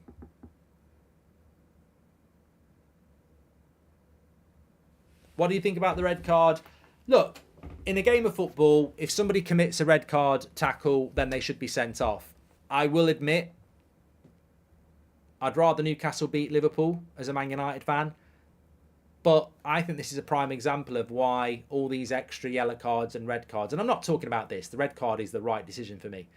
And that happens occasionally. But this is why this obsession with giving out yellow cards pisses me off. Because I don't think a game is better when it's 10 against 11. I think 11 against 11 is a much better game. You're trying to watch the Bundesliga is like me trying to watch MLS. I just can't do it, says Stephen.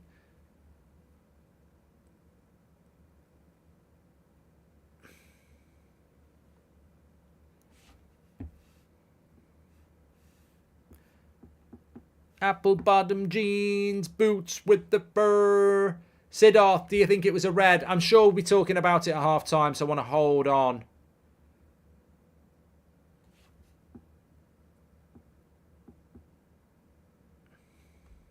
Oh, nice ball into Trent.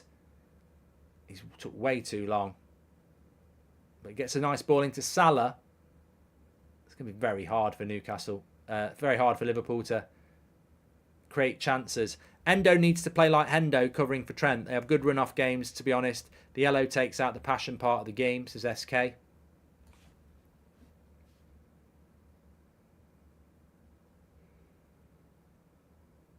You gotta go low, low, low, low.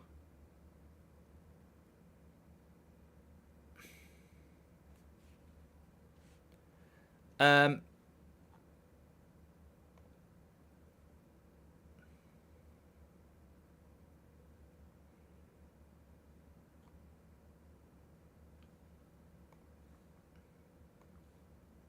No, I just find it funny that certain ex-Liverpool players wanted to go in on Bruno about what a bad what a bad captain he is, and Van Dijk's probably cost you the game here.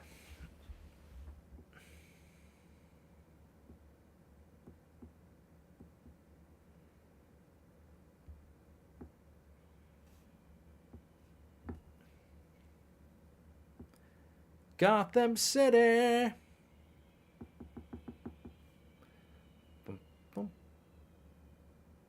What's that noise, Seb? Oh, what? All right. Trent deserves a statue, says Savage. He already is a bloody statue in the defence.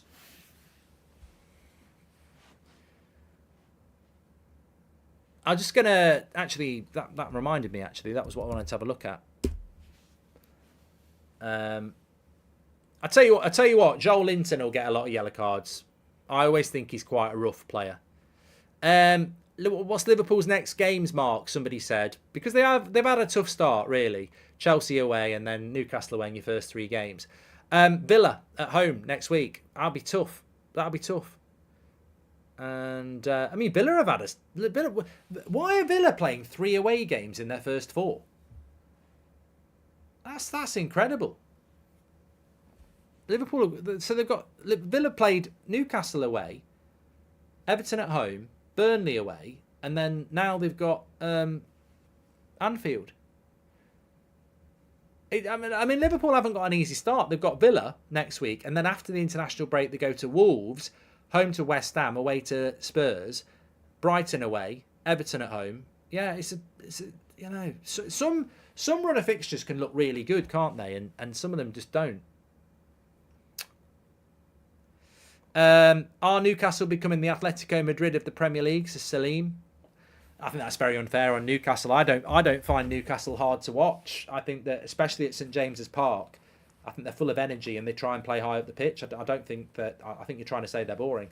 Thanks for the super chats, by the way. Hi Mark, what's your thoughts on Bellingham? 4 goals and 1 assist in 3 games, says Gary. I think Bellingham is going to define whether midfielders can win the the Ballon d'Or, because I think he's doing incredible, absolutely incredible at Real Madrid. Joel Linton given dissent but no card, and Trent got one. I tell you what, Sabozli's done well there.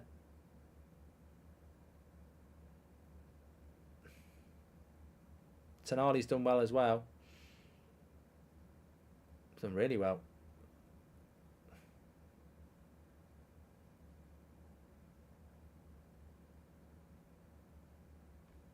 It's good. You know what? Look, it's a red card for me, but it's been a lot. There's been a lot of good play and some tenacity in there. Who's going to win the ball? Who's going to win the Ballon d'Or this year? Well, I presume it'll be Messi because he won the World Cup. I think the Ballon d'Or has always been a tournament, a trophy that's given out on vibes and reputation.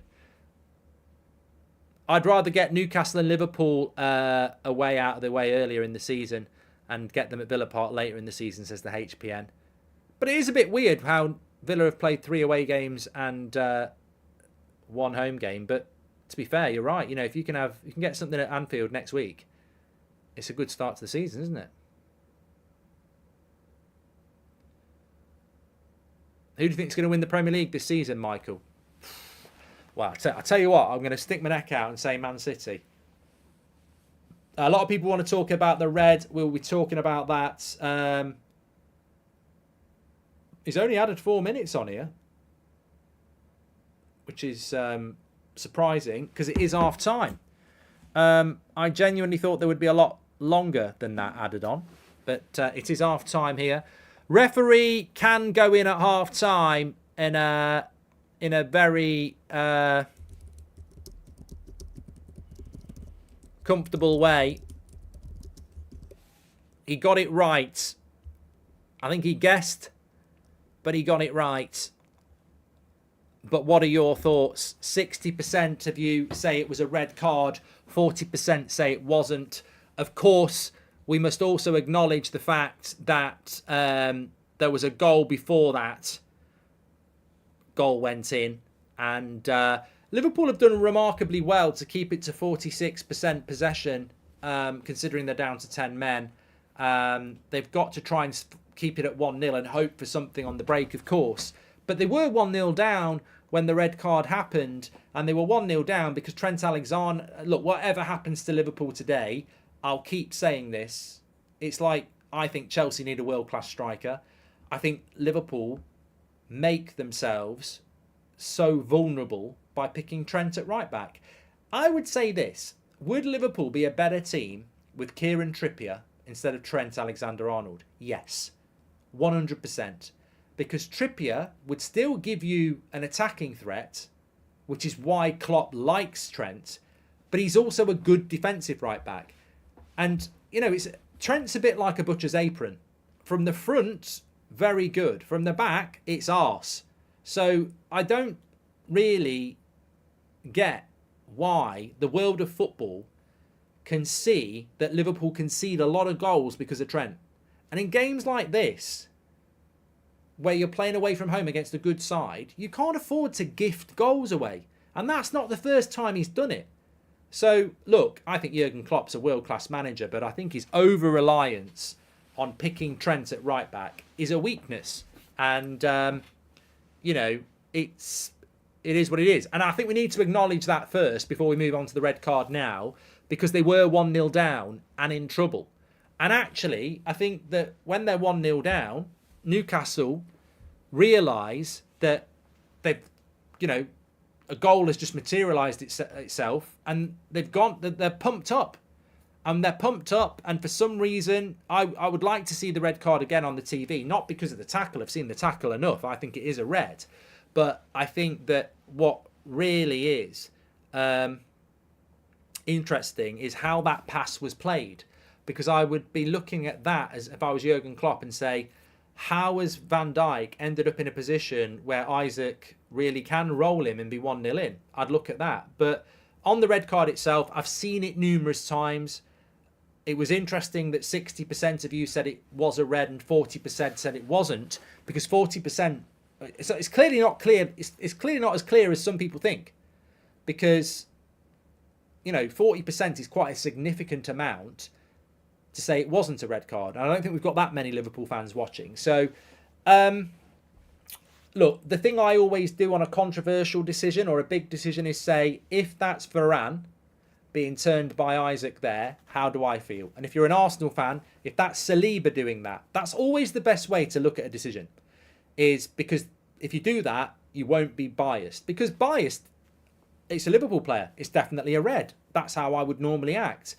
But I've taught myself, because we get so many bad decisions and so much inconsistency, the only way to be pragmatic for yourself is to think of it like that. So if that's Varane doing that on Isaac, he has fouled him. Like, he has fouled him. He catches the player before he gets the ball. He tackles him. He does tackle him, but it's an illegal tackle because he's caught the player to get the ball. It's not, you know, it's not a red card tackle. It's not a yellow card tackle. If that happens anywhere on the pitch, you wouldn't get booked for it. It'd just be a foul play on. What I would say is that if the referee had missed it, and he could have done, then it would not have been reviewed by VAR, because you don't understand VAR. As we were talking about before the game, VAR is not used to make the game better. VAR is used to tell the referee if they get a decision badly wrong. So if the referee had said, that's not a foul, play on, VAR would have looked at it and gone, well, he's not clearly wrong. He does get a bit of the ball and a bit of the player, play on. And that would be frustrating to some people, that VAR is not used like that. So as soon as he gives the red, that's never going to get overturned anyway, because they'll look at it and go, well, even if it, you know, it's borderline, so they're going to stick with him. So the reason it's a red is because Isaac's going to be one-on-one. Saying Newcastle is like Atletico is praise. Great club, says Bran.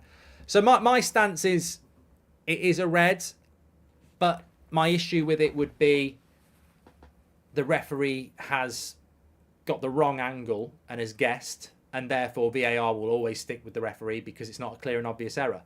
I don't think the referee sees what we see on 5 replays. I don't think he sees that, but ultimately he'll be praised for getting it right. So that's my stance. I think it's a red card. I think it easily could have been... Look, next week, if that happens at Anfield, probably not a red card. Probably not a foul. I think it's one of those that sometimes the referee gives it, sometimes they don't. We're just looking at the Trent mistake here for the first one. I mean, it's calamitous. It's calamitous. Absolutely calamitous, if that is a word. I'd love people to tell me why it's not a red, because we're about to watch it now. I get that it's controversial. Okay, so here's the red card. Gordon. Yeah, it's Trent again, isn't it? Trent again. I'm looking at why the pass happens, and it's because Trent loses Gordon. It's a good pass by Gordon. Yeah, look. He's come through the player to get the ball, and he catches the player first. So it's a foul. It's a foul. He catches the player before he gets the ball. Look. It's a red. He's the last man. He's through on goal if Van Dijk doesn't make that tackle. And technically, he catches the player before he gets the ball. And therefore, it has to be a foul. But I will say, referee's guessed. He can't see. He literally, look at the referee's position. He can't see that.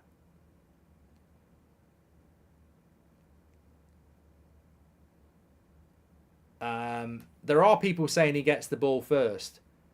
But even if he does get the ball first, it's still a reckless tackle because he's coming and taking the player as well. I don't think there's a leg to stand on there. Pardon the pun. I think it is a red card. But I can see the controversy in it. I wouldn't... 100%, if that was Varane on Isaac next week, I would say he's getting the ball. But look, I've got to look at it pragmatically and fairly, and I think it's a red. Ref has guessed, we've done that one. It's a Trent mistake, but an in-possession mistake, just not receiving a pass correctly. Wouldn't say it was a defensive mistake, says Nino. And at what point does Trent's liabilities on defence outweigh his attributes in attack, says Stephen. I've been saying this for so long, Stephen. So long. He's a bloody liability. I mean, there must be a stat on how many goals teams score from his side that he is responsible for. Yes, Isaac has no legs to stand on. You are correct, says SK. And Casemiro would have got a 7-match ban for that tackle, says David. What about the dissent of the player when he's sent off, Mark? Well, look, I don't get involved in any of all that because I don't really believe in it anyway. They're not robots, they're players. And having played the game myself, I was always quite a gobby player when I played the game. And I don't think we should be trying to ignore that. Look, I didn't agree with Tuchel and Conte getting a touchline ban last year because they had a bit of a strong handshake. It's a competitive sport and it's an emotional sport. But, yeah. Why not go to the monitor if you can't fully see, says Mark. Because what's happened is, if you understand what VAR is used for, he has seen the tackle and he thinks he's not got the ball at all. So he's given a red from his angle. He can't see that Van Dijk's got the ball. He can't see what we see. He thinks Van Dijk has completely took him out. So he gives a red card because that's what the referee thinks happens. VAR then looks at it and goes, well, he does get a little bit of the ball, but he does get a lot of the player as well. So we're happy for you to have it as a red card. And then you can hear this. And then he'll go, yep, let's keep the red card because ultimately it makes me look good. Referee has guessed what has happened. And then VAR has said, it's not, you're not wrong. You're not wrong. He does get the player before he gets the ball. So the referee will go, yeah, stick with my decision. I knew it was right. That's what happens in that situation. And they wouldn't overturn it anyway unless it was clearly obvious. I don't know what Carragher has said, but, you know, obviously, unfortunately, this is what we were talking about before the game. These ex-player experts who know more than us, apparently, are completely infected by bias. Like, they just can't move.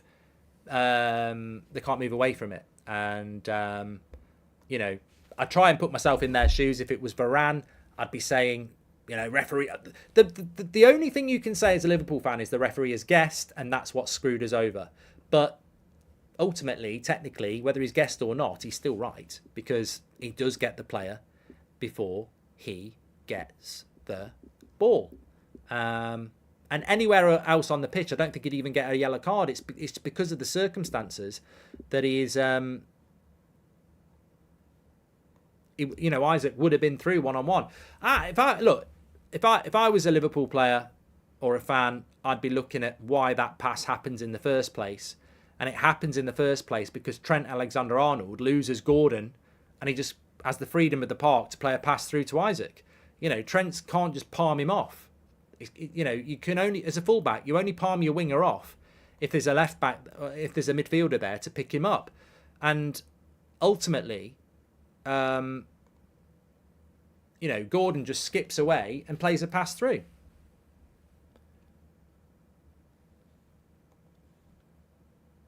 A lot of people saying what my thoughts are on Carragher.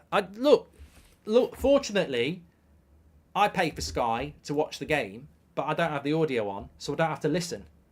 I feel sorry for you lot who have to listen to it, because Jamie Carragher, as a pundit, may as well turn up to work with a Liverpool kit on and a Liverpool hat on, because that's all he's doing. You know, it's blinkered. That's not punditry. It's not punditry. And I saw it yesterday. Martin Keown sat on the BBC panel when it was a penalty for United. That's not punditry. He may as well be sat there in an Arsenal kit.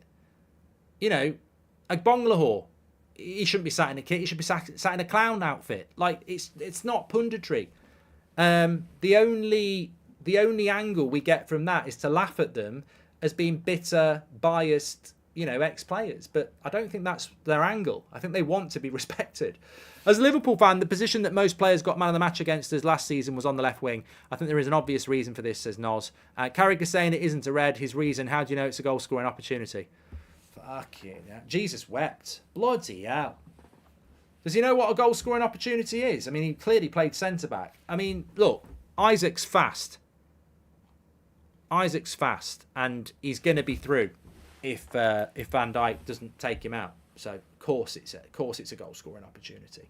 I think we all know that. Appreciate the super chat from Noz, who is a Liverpool fan. You're absolutely spot on, mate. I do a lot of watch-alongs with a lot of you, week in, week out on this channel, away from Manchester United. We observe things, we discuss things. I know for a fact we've been talking about it for 3 years. I don't understand why Liverpool pick Trent Alexander-Arnold, because he is so much of a liability. Like, and I said it before this game, that Gordon against Trent was what it was going to be. I mean, he's your captain. Trent's got the captain's armband on. I just don't think, I'm sorry, I just don't think he is the right, I don't think he's good. As a right back, no. But, because he can't defend. He can't defend.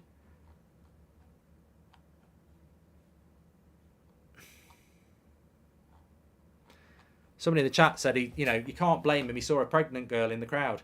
Hey, that's too far.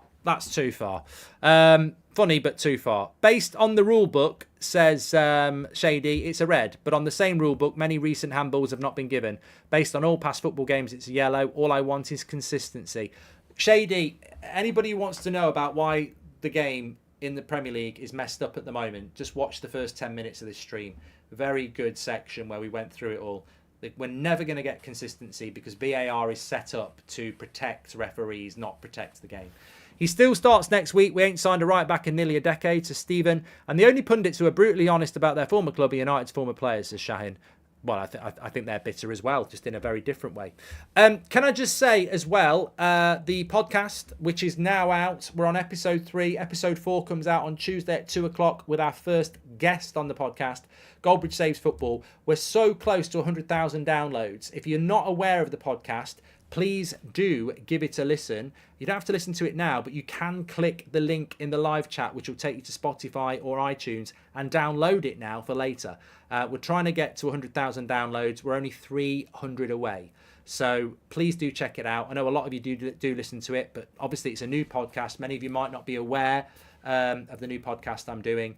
Please do give it a download. You are legends. It is on Spotify, Mo, and the link is in the live chat or the video description for you. That takes you straight to Spotify. So there we go. A lot of people talking about the officiating. Just Kevin listens to it while he's in the bath.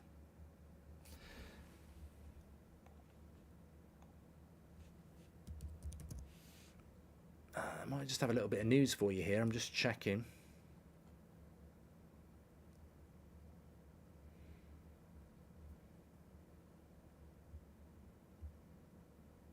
Cucurella.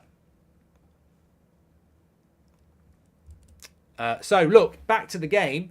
Time is working. Can Liverpool do anything in this game? Clue as to who the guest is this week, says Thomas. If I give you a clue, you'll guess it.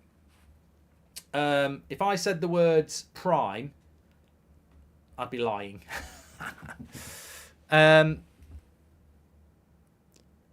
Do we think Liverpool can get back into it, Mark?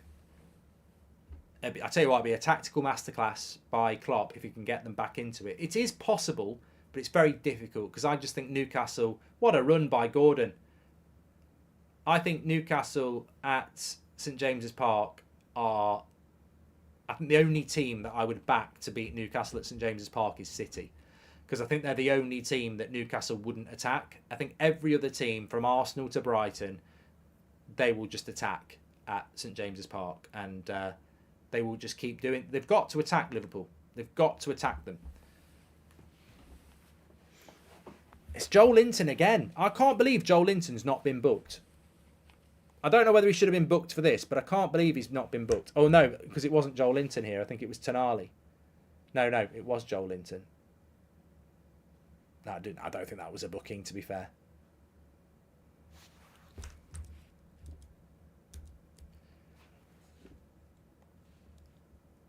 Here we go. Oh, rocking all over the world. What's Gordon's favourite meal? Trent's on toast. I went to the Amex yesterday. More kicks than Enter the Dragon, and Anthony Taylor looked on, says Gaz. And Salah should run away from this mess and go, says Madge. More kicks than Enter the Dragon. I love it. I love it.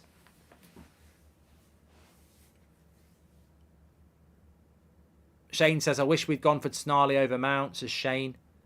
I bet Arsenal think the same about Havertz. Do you like Doritos, says Dan? I'm trying to quit them. I mean, you know, some people get addicted to alcohol or cigarettes. I think I probably had a bit of an addiction to Doritos. I just can't, you know... They're you know, the grab bags. I could eat Doritos. I could never stop. I like all flavours as well.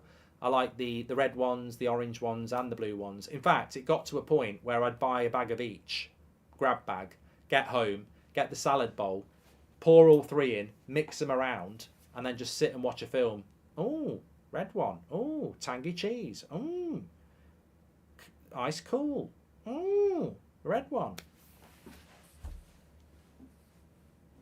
No, I wasn't chubby. I don't. The thing is, I am a greedy pig. Like, I am a greedy pig. All my life, I've always ate in excess, but I don't really have the body. Like, you know, I don't want to slag off the people I went to school with, but I tell you what, if I stood next to them, you know, I'd look like a supermodel. But you never know what damage it's doing inside. And Almiron has a chance and puts it over the bar. Doritos Anonymous, says Arthur. I would attend You know, it's funny actually. I was down Sainsbury's. Went down Sainsbury's with Seb this morning, and you know, like the shopping aisle always has like offers. We're walking along, and they had like wine and chocolate and stuff. And then halfway along, what did they have on offer? Big bags of tangy cheese Doritos, and I was like, God. A couple of years ago, I'd have bought 10. I'd have filled up a trolley. I'd have got on the phone to my mate, man with a van. Bring the van down. I've just bought an aisle worth of Doritos.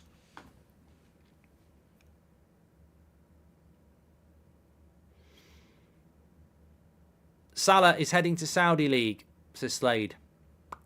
Well, apparently that was going to happen regardless of the result. And there's another. I'll tell you what, I think Liverpool are trying to draw the referee in a little bit, aren't they? He's not, at the moment, falling for it.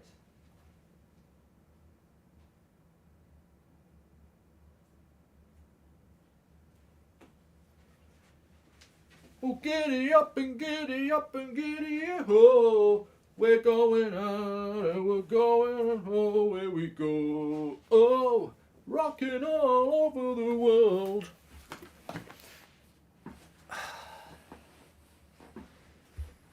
Nothing beats Marmite crisps. Oh, no. What's your favourite crisps? I'd say Doritos. I do like FSG as bad as the Glazers this transfer window, says Skylark. Yeah, but you wouldn't be saying that if Liverpool were winning this game. You know, losing this game makes it a bad start to the season with 4 points. Winning this game, having been to Chelsea and Newcastle, 7 points would be a good start to the season. Monster Munch, says Ryan. Our God tier. They're God tier, Monster Munch. I'd love to be sponsored by Crisps. If there's anybody who works at Crisps, get in contact. I was on holiday in Mallorca a couple of weeks ago. I love it. They have their own types of crisps, Lay's, whatever. Yeah, I'd love Skips are good. I discovered Hobnobs a couple of weeks ago, and I'm addicted. Ronan, that was another addiction as well. Hobnobs. Oh, God. You give me one Hobnob without a cup of tea, I'd go, that's dry. I could only eat half. You give me a packet of Hobnobs and a cup of tea, I'll eat the whole packet. It's, you know, tea is like some sort of magic, isn't it, when it comes to biscuits? I can't eat biscuits without tea. But you give me a packet of Maryland cookies and a cup of tea, they're gone. I'd love a film watch along. Mark, says Andrew T. Selling Salah is best in the long run. They'll get 100 million, plus they could have 250 budget to get players for Virgil, Trent and Salah, says SK. Well, you know, look. As I said, there is a rumour that this is Salah's last game. And, I mean, Liverpool didn't... Klopp said they didn't expect to sell Fabinho and Henderson, and they did it because of money. Godfather watch along. It's got to be on Amazon Prime for me to do a watch along. Ryan Powell, thank you. I'm trying to cut out energy drinks and it ain't easy, says Grace. I'll tell you what, I saw firsthand the power of Prime yesterday. I was in Sainsbury's, and the Sainsbury's I go to always has loads of Prime in it. I live in a nice area. And I didn't even think Seb was into Prime. You know, normally just wants a Harry Maguire shirt. I worried about him, but then yesterday he went mainstream. We was walking along, and he's like, Prime! Prime! I said, we've already got some Prime. We've got the bloody... the pink one. But they've got lime. They've got lemon and lime Prime. I want lemon and lime Prime. And I was like, you know, I probably could get in contact with them and they'd send him a whole tray.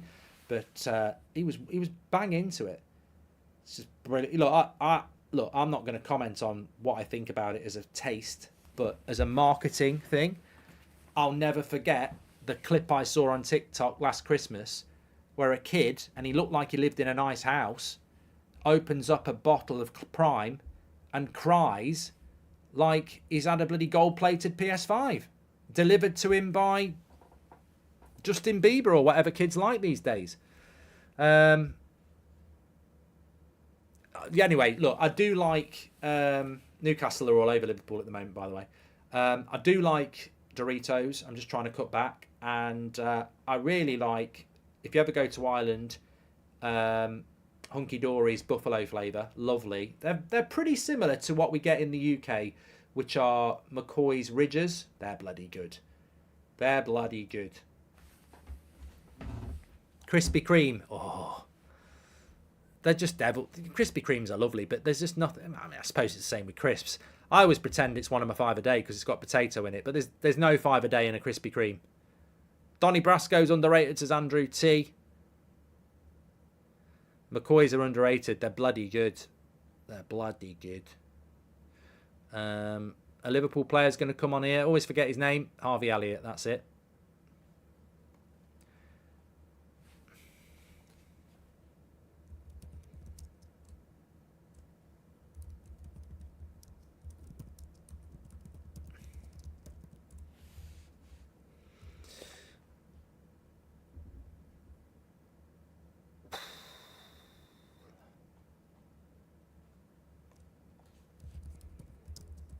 Here we go. Oh, Tonali, nearly in.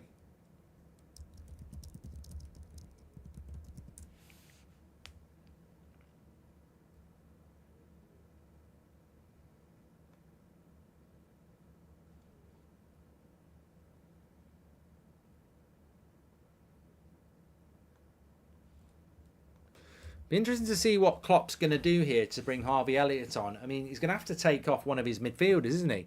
I actually think that Scampi Fries are goated, says Leroy. I bought myself some of them because I've got my pool table and I'm sort of, I've got my little images of heat and stuff like that.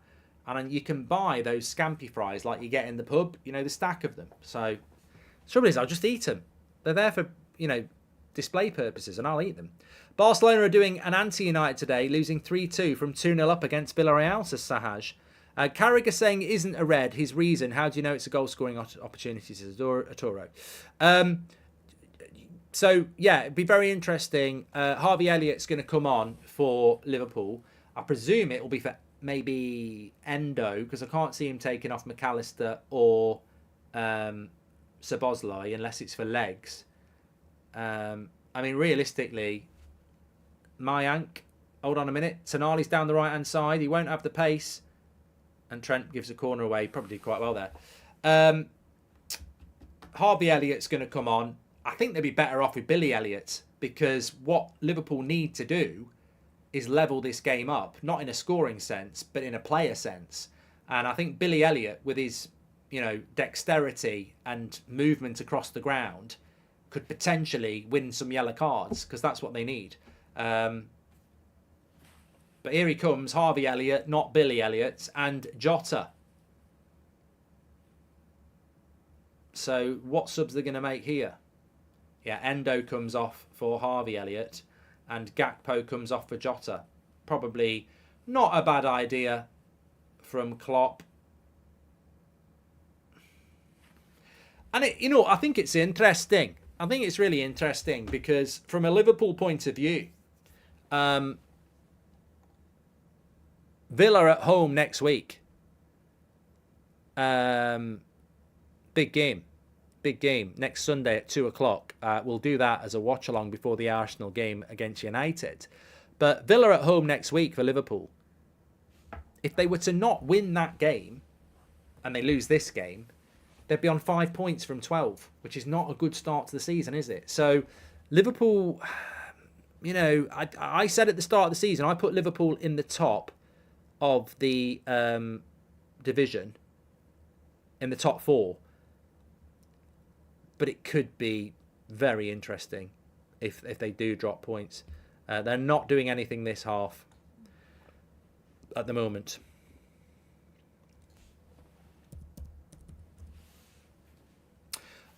Just to let you know, we're only 200 downloads away from 100,000 downloads on the podcast. We're trying to hit 100,000 today. If you'd like to support the podcast that's out now, Goldbridge Saves Football, links in the video description, and it's pinned in the live chat. It's on Spotify, the link's there for you. It's also on iTunes. Just click it, download it for later. You can listen to it later. We're trying to hit 100,000 downloads. Thanks for all your support. Remember, episode 4 is out on Tuesday at 2 o'clock, and we've got our first guest on the podcast as well. We're excited about that. Here we go. Liverpool, 3v3. Szoboszlai into Jota. He's got to go direct here. He's into the box. Goes for a corner. How is it, Mark, that United was not in for Tonali? Looking at him today, he solved so many of our problems, says Charlie. Because Ten Hag is obsessed with Mason Mount, and we're going to have to wait and see if it works out. The same way Arteta was obsessed with Havertz. And again, they may look like bad signings at the moment, but those two managers were and are obsessives for the managers, and let's see what happens. Mark, can you explain the new Champions League format? No. Hector, I think we're going to do a special on that on the podcast in a couple of weeks when the Champions League comes out. Simon! Let him speak, Simon! Crunchy Nut Cornflakes, Slow Sports News. I'm busy on Friday, Simon. We're not going for a pizza. I know, Simon. I know you love a pineapple and ham on a Friday lunchtime. But it's the transfer deadline, Simon. I'll be busy. Bowl of crunchy nut cornflakes, yellow tie. I'll be happy. Champions League draws on Thursday, yes. We'll be doing a live one of that. It'll be, yes, it's back on United Stand. Champions League draw will be live on the United Stand at 5 o'clock on Thursday. Has been on That's Football last season for obvious reasons. What was the red card for, says JG?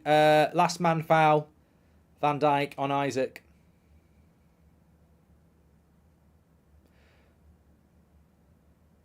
I wonder if at some point Newcastle will start to sit in. I'll tell you what, a loss is a loss. A loss is a loss. But if Liverpool were to keep this to 1-0, it's not a victory. It's not even a draw. It's still a loss. But they're probably... I think there was an occasion... I thought he wasn't allowed to do that anymore. I thought you were only allowed one person in the technical area this season. And that show-off at Newcastle, he stood there with Eddie Howe again doing it. I thought he wasn't allowed to do it anymore. Tonali was also not for sale until our owner decided he was for Newcastle, says Ronan. There we go. It was a very, very good signing. Selling Salah is... I've done that from SK. What would your dream transfer window have been, says Daniel. We've got any fans from any other clubs, please do put it in the comments and I'll read some of them out. Will Mike Dean's comment on VAR cause any change, says Charlie? No, just cause more of a cover-up.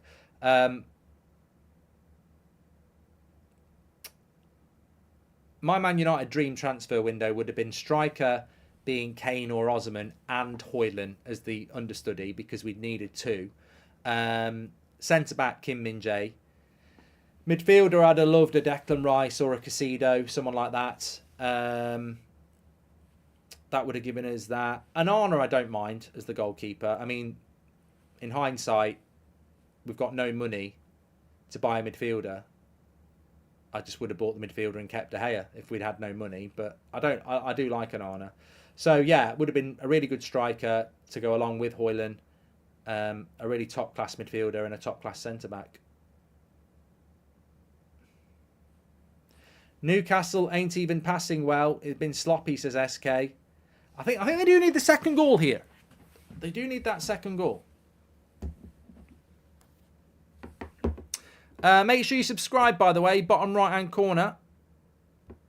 You're very welcome on That's Football. Everybody's welcome on here. We're only 100 away from 6,000, a million and 6,000, but we're only 100 away. Bottom right-hand corner to subscribe. Everyone's welcome on That's Football.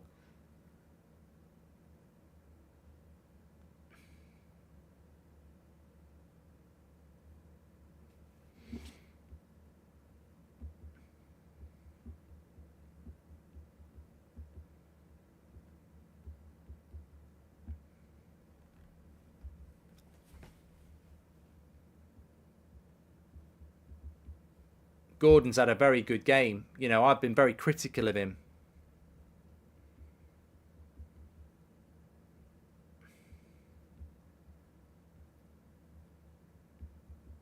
But it's, you know, it's absolutely... I remember they got Harvey Barnes on the bench. It's absolutely typical of Eddie Howe, that sort of signing, really. He can just make them go up a level. What's your opinion on Rangers? The same as my opinion on Celtic. I have next to no interest in Scottish football.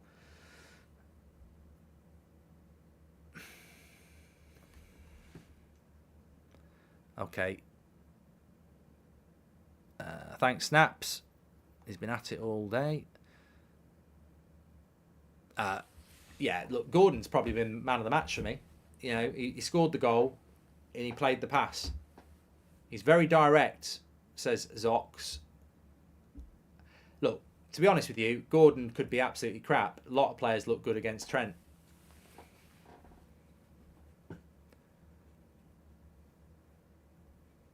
Alim says, do you think Newcastle could challenge Arsenal for the title if City didn't exist? I do, yeah. I mean, I was going to have a quick look. Chelsea swapped Mount and Havertz for Casido. It's crazy, says Sale. Very, very, very good business. We spoke about Liverpool playing Villa at Anfield next week and what a big game that is. But Newcastle have had a very tough start to the season as well. Home to Villa, won. Away to City, lost. Home to Liverpool, winning at the moment. Brighton away on Saturday.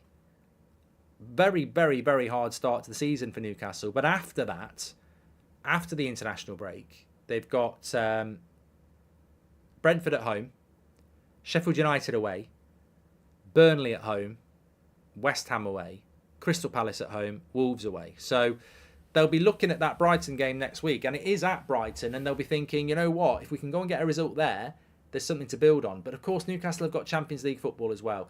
And I do think that if you're Spurs or Chelsea, you've got to look at that and take that advantage in the sense that no Champions League football. Asprilla in the crowd. Cost Newcastle the title. Brilliant player, but Hey, Salah! Good tackle. Very good tackle by Shaw. Botman, sorry. That was the season they were 12 points clear. They bought Asprilla and Batty in January and blew the title. They were always going to blow it. Chelsea swapped. I've done that one. Thank you very much. Thanks for your super chats there.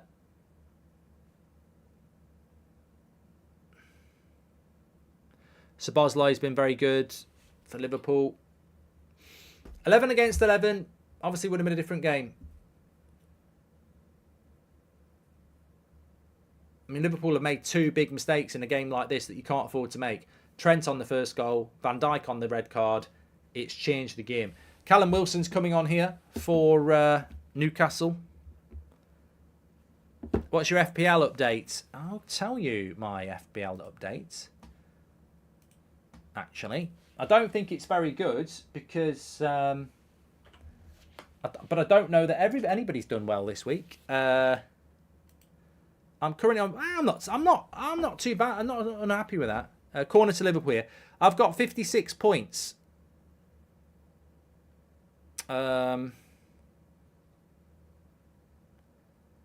Which I'm surprised about. So, Haaland got me 8. Jackson got me 7. Bruno got me 12. Saka got me 8. Rashford got me 7. Chilwell got me 6. So, 56. It's probably not too bad, really.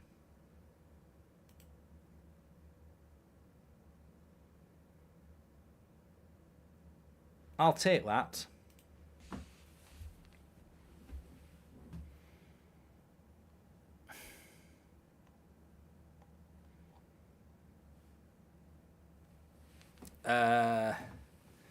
Sale says, I'm not reading it anymore because it's boring. It's been mentioned about 4 times, so I'm not going to talk about that anymore. Zach's got 76. Well done.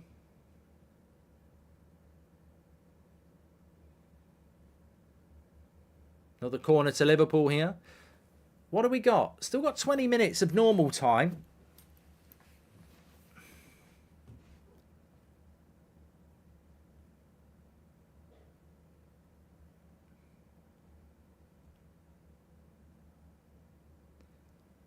I normally drop out of Fantasy Premier League, I've got to be honest. I never normally make it to October.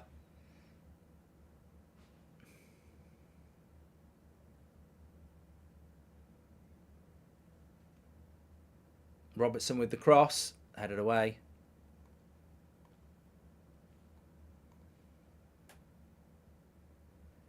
ding, ding, ding, ding, ding, ding, ding, ding, ding, ding, ding.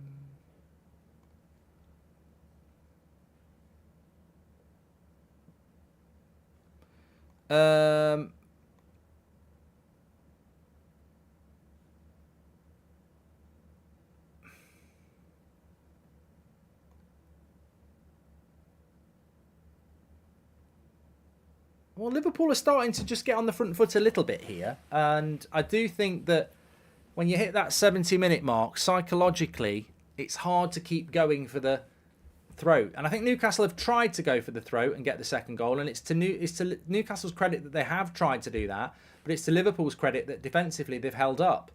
I mean, Allison's not really had a big save to make apart from that brilliant save from Almiron in the first half. Not that Newcastle haven't been trying.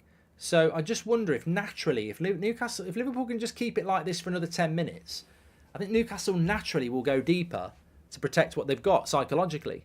Which Newcastle player would you have at Man United, says RAW? We're crying out for a midfielder. So take your pick between Bruno Gomes or Tonali. I think we're just crying out for that type of player, really.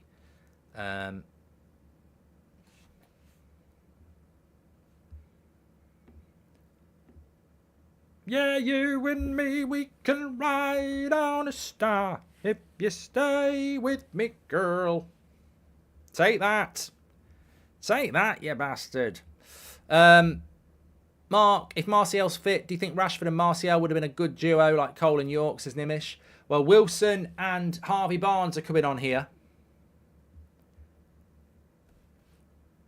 Oh, well. People don't play with the front two anymore, do they?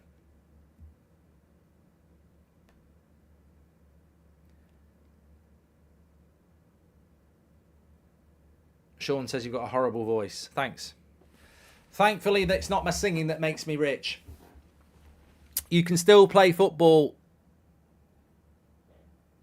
Augsburger rubbish. Newcastle will score on the break after they sit deeper, says Marcus. It might be a good idea to do that.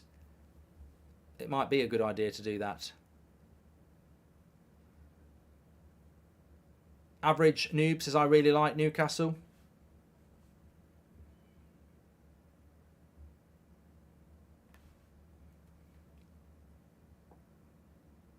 Amrabat's not in the Man United, in the Fiorentina squad. Mark, says Robble, if you're the manager, what would you do with Trent? He's world class on the ball, but shaky defensively. See, Robble, I don't subscribe to that view. I actually think Trent Alexander-Arnold should just play higher up the pitch. I find it ridiculous that they pick him at right back because he's good going forward. What's he done in this game? Nothing. You're away from home at St James's Park. What does he offer? Nothing. So you're reliant on his defensive skills, which are virtually non-existent. And so many teams attack Liverpool down that side. Andy Robertson is not... You know how old Andy Robertson is? He's 46. No one ever talks about how old he is. He's 46. And the reason he looks so comfortable is because nobody attacks that side. He's managed to maintain his fitness because nobody ever attacks that side. He spends most of his time walking. So no, I don't understand the Robertson thing on the right hand. I don't understand the Trent thing. If he's so good going forward, put him in the midfield or put him on the wing. But don't play him at right back because he costs you goals. Kay says, I can't watch the game due to traffic. What's your general idea of the match? And do you feel Liverpool or Newcastle could challenge City for the league? No, I don't think Newcastle can challenge City for the league. I think we saw that last week. They imposed no threats against Manchester City. And Liverpool, at the moment, obviously this game has been massively influenced by the red card.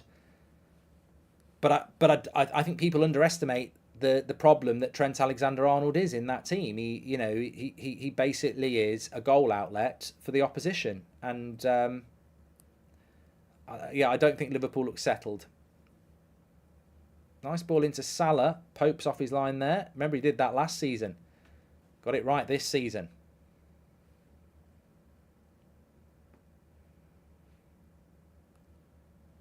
People are genuinely telling me what Andy Robertson's age is now. He's not 46, Mark. He's not 46. Somebody's just literally said Robertson is 29, mate. I don't think sarcasm travels well, does it? A bit like Dennis Bergkamp. According to Sports Brief, your net worth is $1.5 million. Can you confirm that, says Brian? Well, I don't believe what you read on the internet. It's miles off. I'm way richer than that. I'm joking. Thoughts on West Ham's transfer window this season, says Ruben. I think thoughts on West Ham in general this season has been fantastic.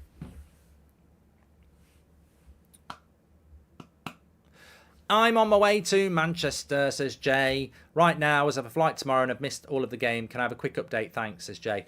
Quick update. Game started off quite equal. Trent made a mistake. Newcastle scored. Straight after that. Oh, that would have been a great goal by Almiron. He's hit the post. Cutting in from the right-hand side. That would have been the game. Yeah, 1-0 because of a Trent mistake. And then I want to talk about Almiron in a minute. And then almost straight away, pass through. Van Dijk catches the player before he gets the ball. Red card. And then it's really been defence against attack since then. Almiron. What is it about Almiron in the first 2 or 3 months of the season? He did this last season. Started the season like he was one of the best players in the league. Fell away after Christmas. I think he's been very, very good again today. Mark, what do you think of Bellingham's start to the season for Madrid? And do you think he could be more important for England than Kane, says Liam? Well, I think Jude Bellingham, when you look at where he's playing and his age profile and his influence on a team like Real Madrid at, 20 years of age? I think he's got to be more important, hasn't he? Almiron is what Anthony thinks he is, says Faris.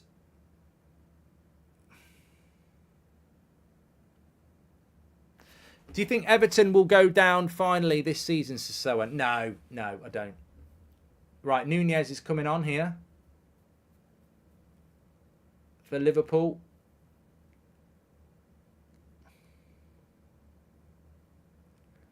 McAllister comes off. He's an interesting one, Darwin Nunez, because in season 2, he's not even starting, and he cost, 85 million euros? Yeah, I still do think he will come good. I don't think Everton will go down because I think Sean Dyche is the right manager to keep them up. I just don't think it's the right manager to interest Everton fans. Luton are going to go down, and Sheffield United are going to go down. So there's only going to be one team that goes down with them.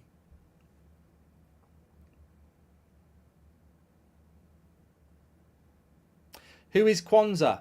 Says Lawrence. I don't follow Liverpool, so I don't know. Anybody know anything about this Kwanzaa guy? I presume he's a midfielder because that's where he's gone.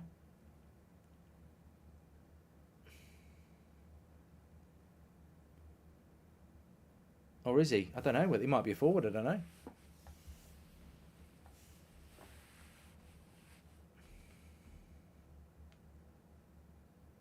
He's a young centre-back talent. He's a defender.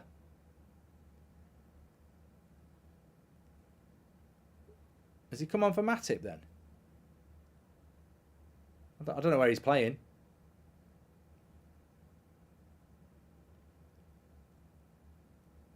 Oh, he's playing centre-back, yeah. Ooh, I don't know what sub he did there. Don't forget, we're sponsored by Manscaped. Oh, hold on a minute. Here's Darwin Nunez. Oh, he's lost it. Don't forget, we're sponsored by Manscaped. 20% off with the code FOOTY. Trim the grass to make the yard look bigger. This could be it. Harvey Barnes is in. He just needs to square it. He sort of got he got caught in two minds there, Harvey. Harvey Barnes got stalked there. Harvey Dent. Two-faced. Didn't know what to do. Terrible decision making. Yeah, we're sponsored by Manscaped on the show today. This is the best beard trimmer you'll ever get. Brilliant. So powerful. 20% off and free worldwide shipping with the code FOOTY. Check it out.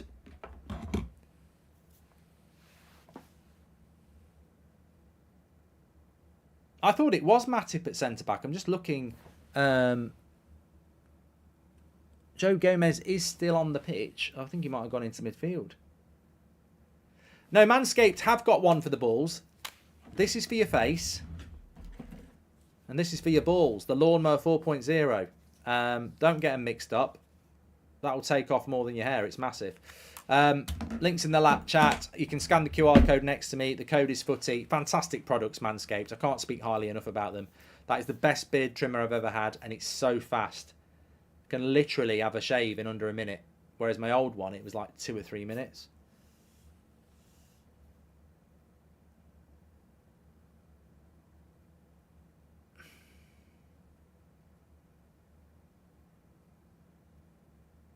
Manscaped tutorial, says Andy. The stupid thing is, I'd never do one, but I guarantee there would be some people who would watch it. I made myself, I purposely did a video a couple of years ago of myself making a cup of tea. It had 100,000 views. What would your review be? Oh, hold on a minute. Oh, he's way overhit that. Oh no, Nunez is in. Don't shoot. Oh, he's done it again. Fucking hell. It's Antonio all over again. Bloody hell. I can't believe that. I can't believe what he's just done. Second week in a row, I've told a striker not to shoot, and he's done it again. You know what? If somebody said you've got to put all your money on Nunez to score here, you would say no, absolutely not. He's absolutely buried it. I can't look. This is a player I actually think is quite good. I'd have took him at United. This finish is ridiculous. That is a ridiculous finish from Nunez. Absolutely ridiculous.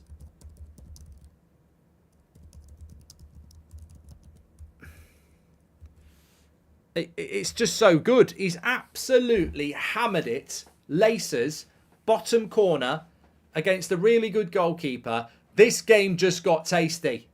Really tasty. Because if Liverpool get a draw here, having been down to 10 men for most of this game, then Newcastle are going to look at this and go, opportunity missed. And is that the moment for Darwin Nunez that I've been talking about for over a year? I think there is a striker there that that will come good. Botman's getting a bit of stick in the chat, and he probably should do a little bit better. I think Newcastle in general should have been better in the final third. They've had a lot of the ball. It's a missed opportunity. If Newcastle don't find a winner here, it's a missed opportunity for them. And let's not forget, the goal they did score came from a mistake. They've had a lot of the ball. He does get lucky, Nunez. You're right. He gets lucky the way he gets past Botman. But from that point, nobody's expecting him to score. It's a bloody good finish. You know, there was 2 reasons I said don't shoot. 1, it's Nunez. 2, I think he should drive towards the goal because he's in a good position. But, you know, he hits it early. So it's a very, very, very good finish. Very good finish.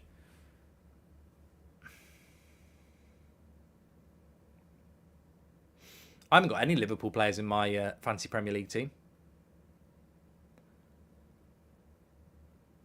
Well, Liverpool are on the attack here. Newcastle are just a little bit shell-shocked at the moment.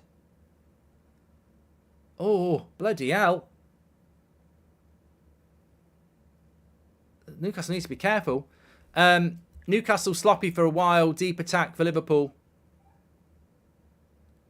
This is SK. What we got? We got 7 minutes of normal time. And then stoppage time. Well, look, fair play. The game's delivered here so far. Did you see I Show Speed incident with his hot dog? It's a sale? No. Newcastle fell asleep, says Com.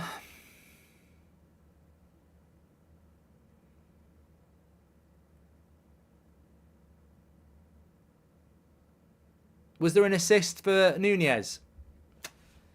I don't know. I don't know who played the pass. Don't know whether it would count.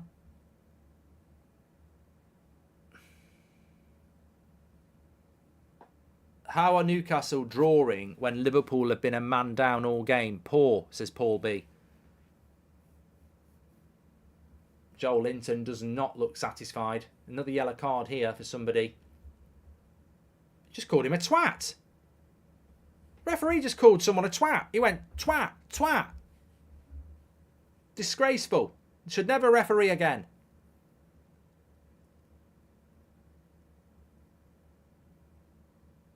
Ladios says Liverpool very lucky.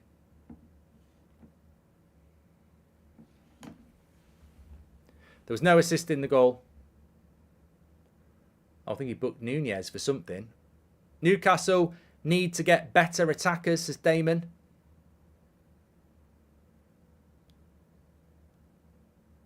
And Newcastle get cooked in Anfield, says Nitro. Well, I think the way this is this finish again. I don't think the keeper. You can't blame the keeper. He's hit it in off the post. Ridiculous confidence to hit that early as well. It's a great finish. You just can't. You can't say anything else about it. I think Nunez will come good. I've said this before. I've even had debates with Liverpool fans who think he's shit. I think he will come good.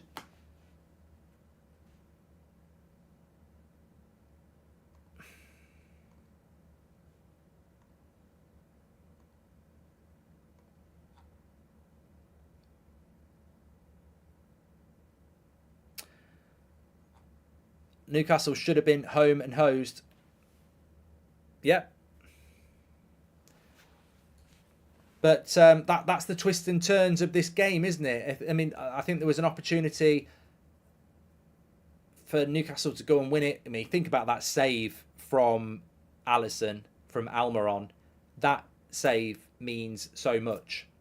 And at the time, Liverpool fans are probably looking at that and going, great goalkeeping, we're fucked anyway. But that save changes the game. And that's why it was a world-class save, because that goes in straight after the red card. 2-0 becomes 3-0, becomes 3 points easily. That save keeps them in the game. That's why you should never give up. Never give up, because you never know what can happen in a game. And ultimately, Newcastle haven't managed to get that second goal. And Nunez has scored an absolutely fantastic goal. Elliott has been the biggest difference to the game, says David McPherson.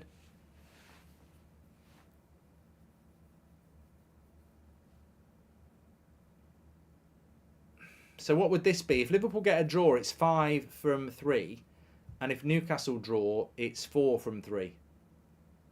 Both very difficult starts to the season. Of course, Newcastle have been to City. They've had Villa at home and Liverpool at home. Liverpool have been to Chelsea, beat Bournemouth, and then Newcastle away. So, and next week, Liverpool have got Villa and Newcastle have got Brighton. And I think that Newcastle game against Brighton will be very, very interesting, because Brighton will want to bounce back. What will be the impact of not having World Cup in the middle of the season, says the Top Cat? Well, the impact is we'll have a proper bloody Christmas with a proper schedule. I hated last year.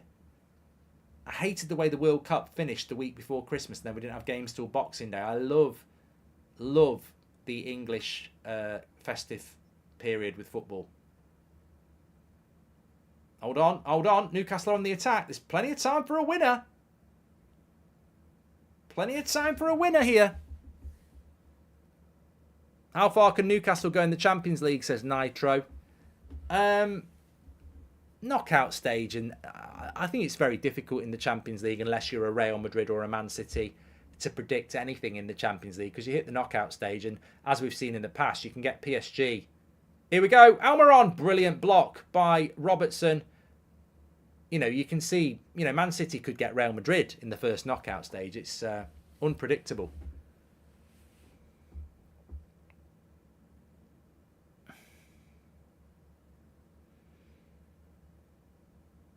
I don't see them winning the Champions League. Then again, I predicted United. Ooh, tell you what, for a minute there, Longstaff with a long shot. No, not a penalty. It hits Robertson in the back. People saying, was that a penalty?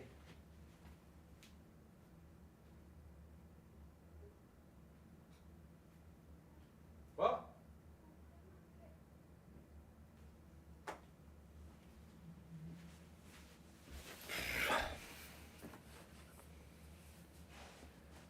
It is back. You're right. It is his back, baby juice.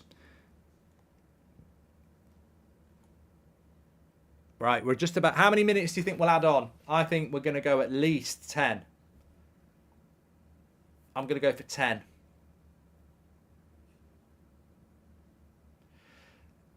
it's a great mantra for life. Don't give up. Never give up. Me and Seb were playing Fall Guys on the Switch, and he was struggling, and he passed it to me and said, "Can you get me to qualify?" And I was like, phew. You know, when it said like there's only 26 can qualify and 20 have qualified, and you've still got half the course to do, and there's loads of people ahead of you. And he passed it to me and he said, "I don't think you'll be able to do it." And I said, "Look, you've got to be in it to win it." And I grabbed that controller and I got the last qualifying spot. I just said to him, "That's a life lesson for you. Never give up. You never know. You can't win if you give up."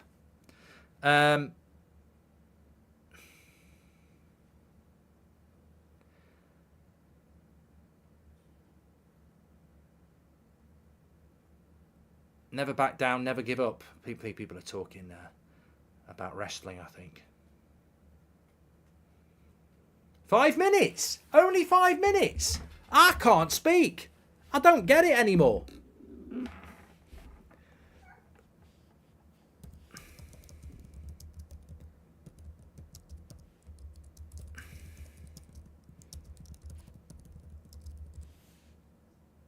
I thought there'd be at least 10.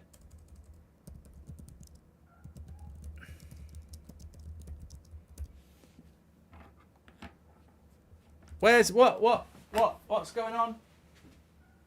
Where is he? That's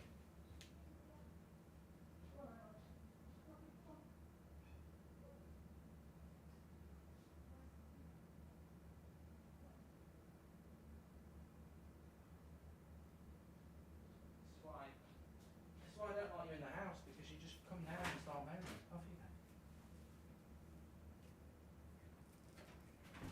go. Bloody can. I thought it'd be a lot longer than 5 minutes there. Wolf says Allison's #1 in the Premier League. I've always said that. It's just good analysis of football. You know, I want Man United, but I can watch football like I can on this channel with you and be completely pragmatic. I think Allison's been the best goalkeeper in the league for 2 years and still is the best goalkeeper in the league. You could argue he's the best goalkeeper in the world. He certainly is at the moment with Courtois injured. So,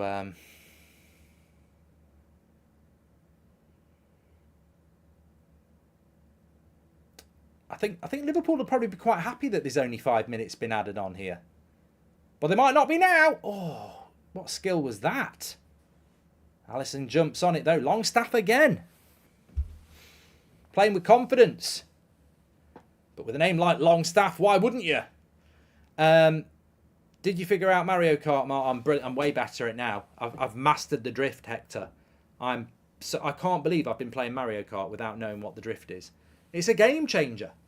It's like having Messi in your team. Salah, Nunez, God no! Oh my God!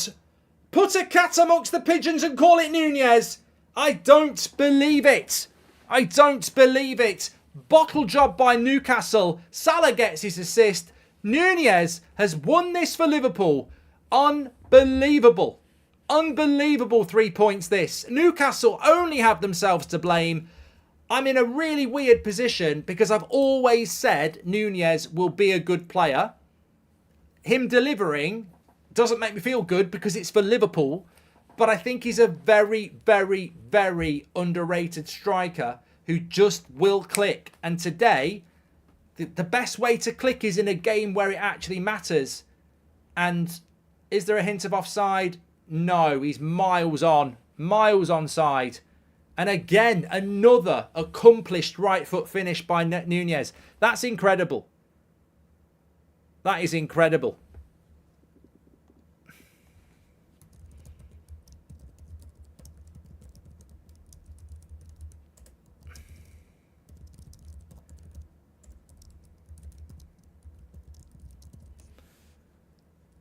I just think he's got... Why do you like Nunez, Mark? As a player, when he was at Benfica, I just think he's got everything. I just think he's got everything. He's got pace, he's got power.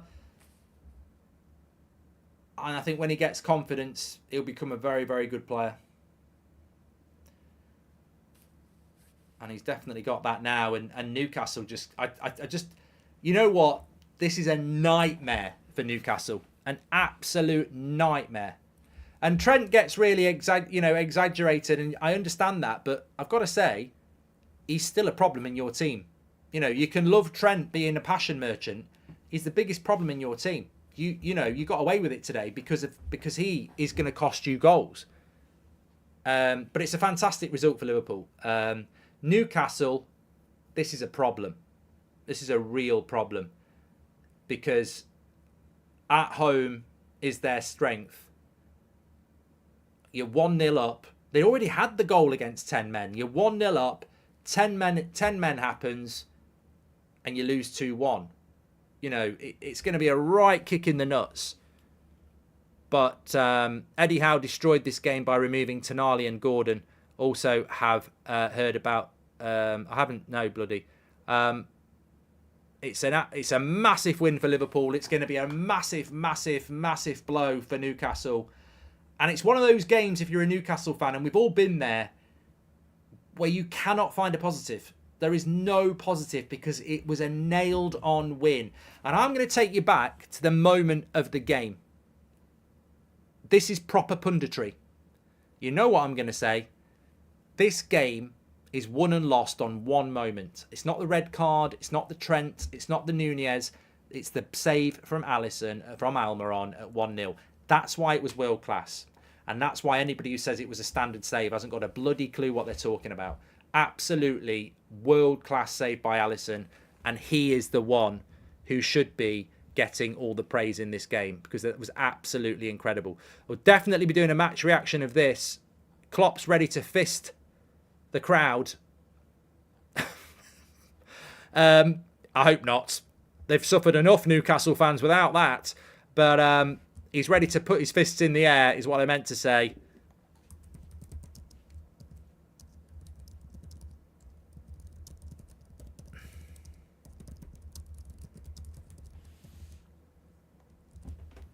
And there it is. You know what? This is why we love football. Not because, I don't want Liverpool to win, but it's the unexpected. It's the drama. You know, 1-0 down, 10 men down. You expect to watch and see a boring game. Somehow, away from home, at St James's Park, Liverpool have won that. And I think that's a catalyst for Liverpool now. You know, 7 points from their first 9 games. 2 of them have been away at Chelsea and Newcastle. Backs against the wall. I said it at half time. If Klopp comes back and gets a point, he's a genius. To come back and win it, incredible. Don't dismiss what Liverpool did. They must be gutted, absolutely gutted from Newcastle's point of view. But absolutely brilliant. And look, I have said for a long time that Darwin Nunez is a good player. Klopp's hugging Trent. The only negative I've got for Liverpool is that he's a massive problem in your team, and I've said it for 2 years. He's a huge problem, Trent, and it's great when you win, but he costs you too many goals. I think they need to look at that. But Newcastle will get a lot of stick for that. They'll get a lot of stick for that. Only 3 points from their first 3 games. 2 home games as well. They won't be pleased with that, but they won't be pleased with that full stop. They've not been blown away by Liverpool today. They've thrown away 3 points, and Liverpool have fought back and never given up, and they've got it. And Darwin Nunez arrives. But there's my man of the match, Allison. That save kept them in that game. Absolutely superb. Daniel says Goldbridge in the mud. Yeah, you don't watch this channel much, do you? You certainly don't listen. Anyway, thanks everyone for watching. Please do check out the podcast. We are so close to 100,000 downloads. Goldbridge Saves Football, brand new podcast. If you've not heard of it, not listened to it, links in the live chat. It's in the video description. Go to Spotify and iTunes now. Give it a download. Listen to it later. Become part of the community. We've got a brand new episode coming out on Tuesday with our first ever guest. Please do check it out. It's for everybody. Thanks everyone who tuned in today. I'm going to do a quick match reaction now. Enjoyable game, and that's what football's about. It's for everybody, isn't it? So enjoyed your company this afternoon in a game I would normally watch anyway, and I will speak to you soon. I'm just going to go and record a match reaction and we'll get that up quick. I'll speak to you in a bit. Thanks for watching. Never give up, and please download the podcast. Links in the live chat. Goldbridge Saves Football. Search it up.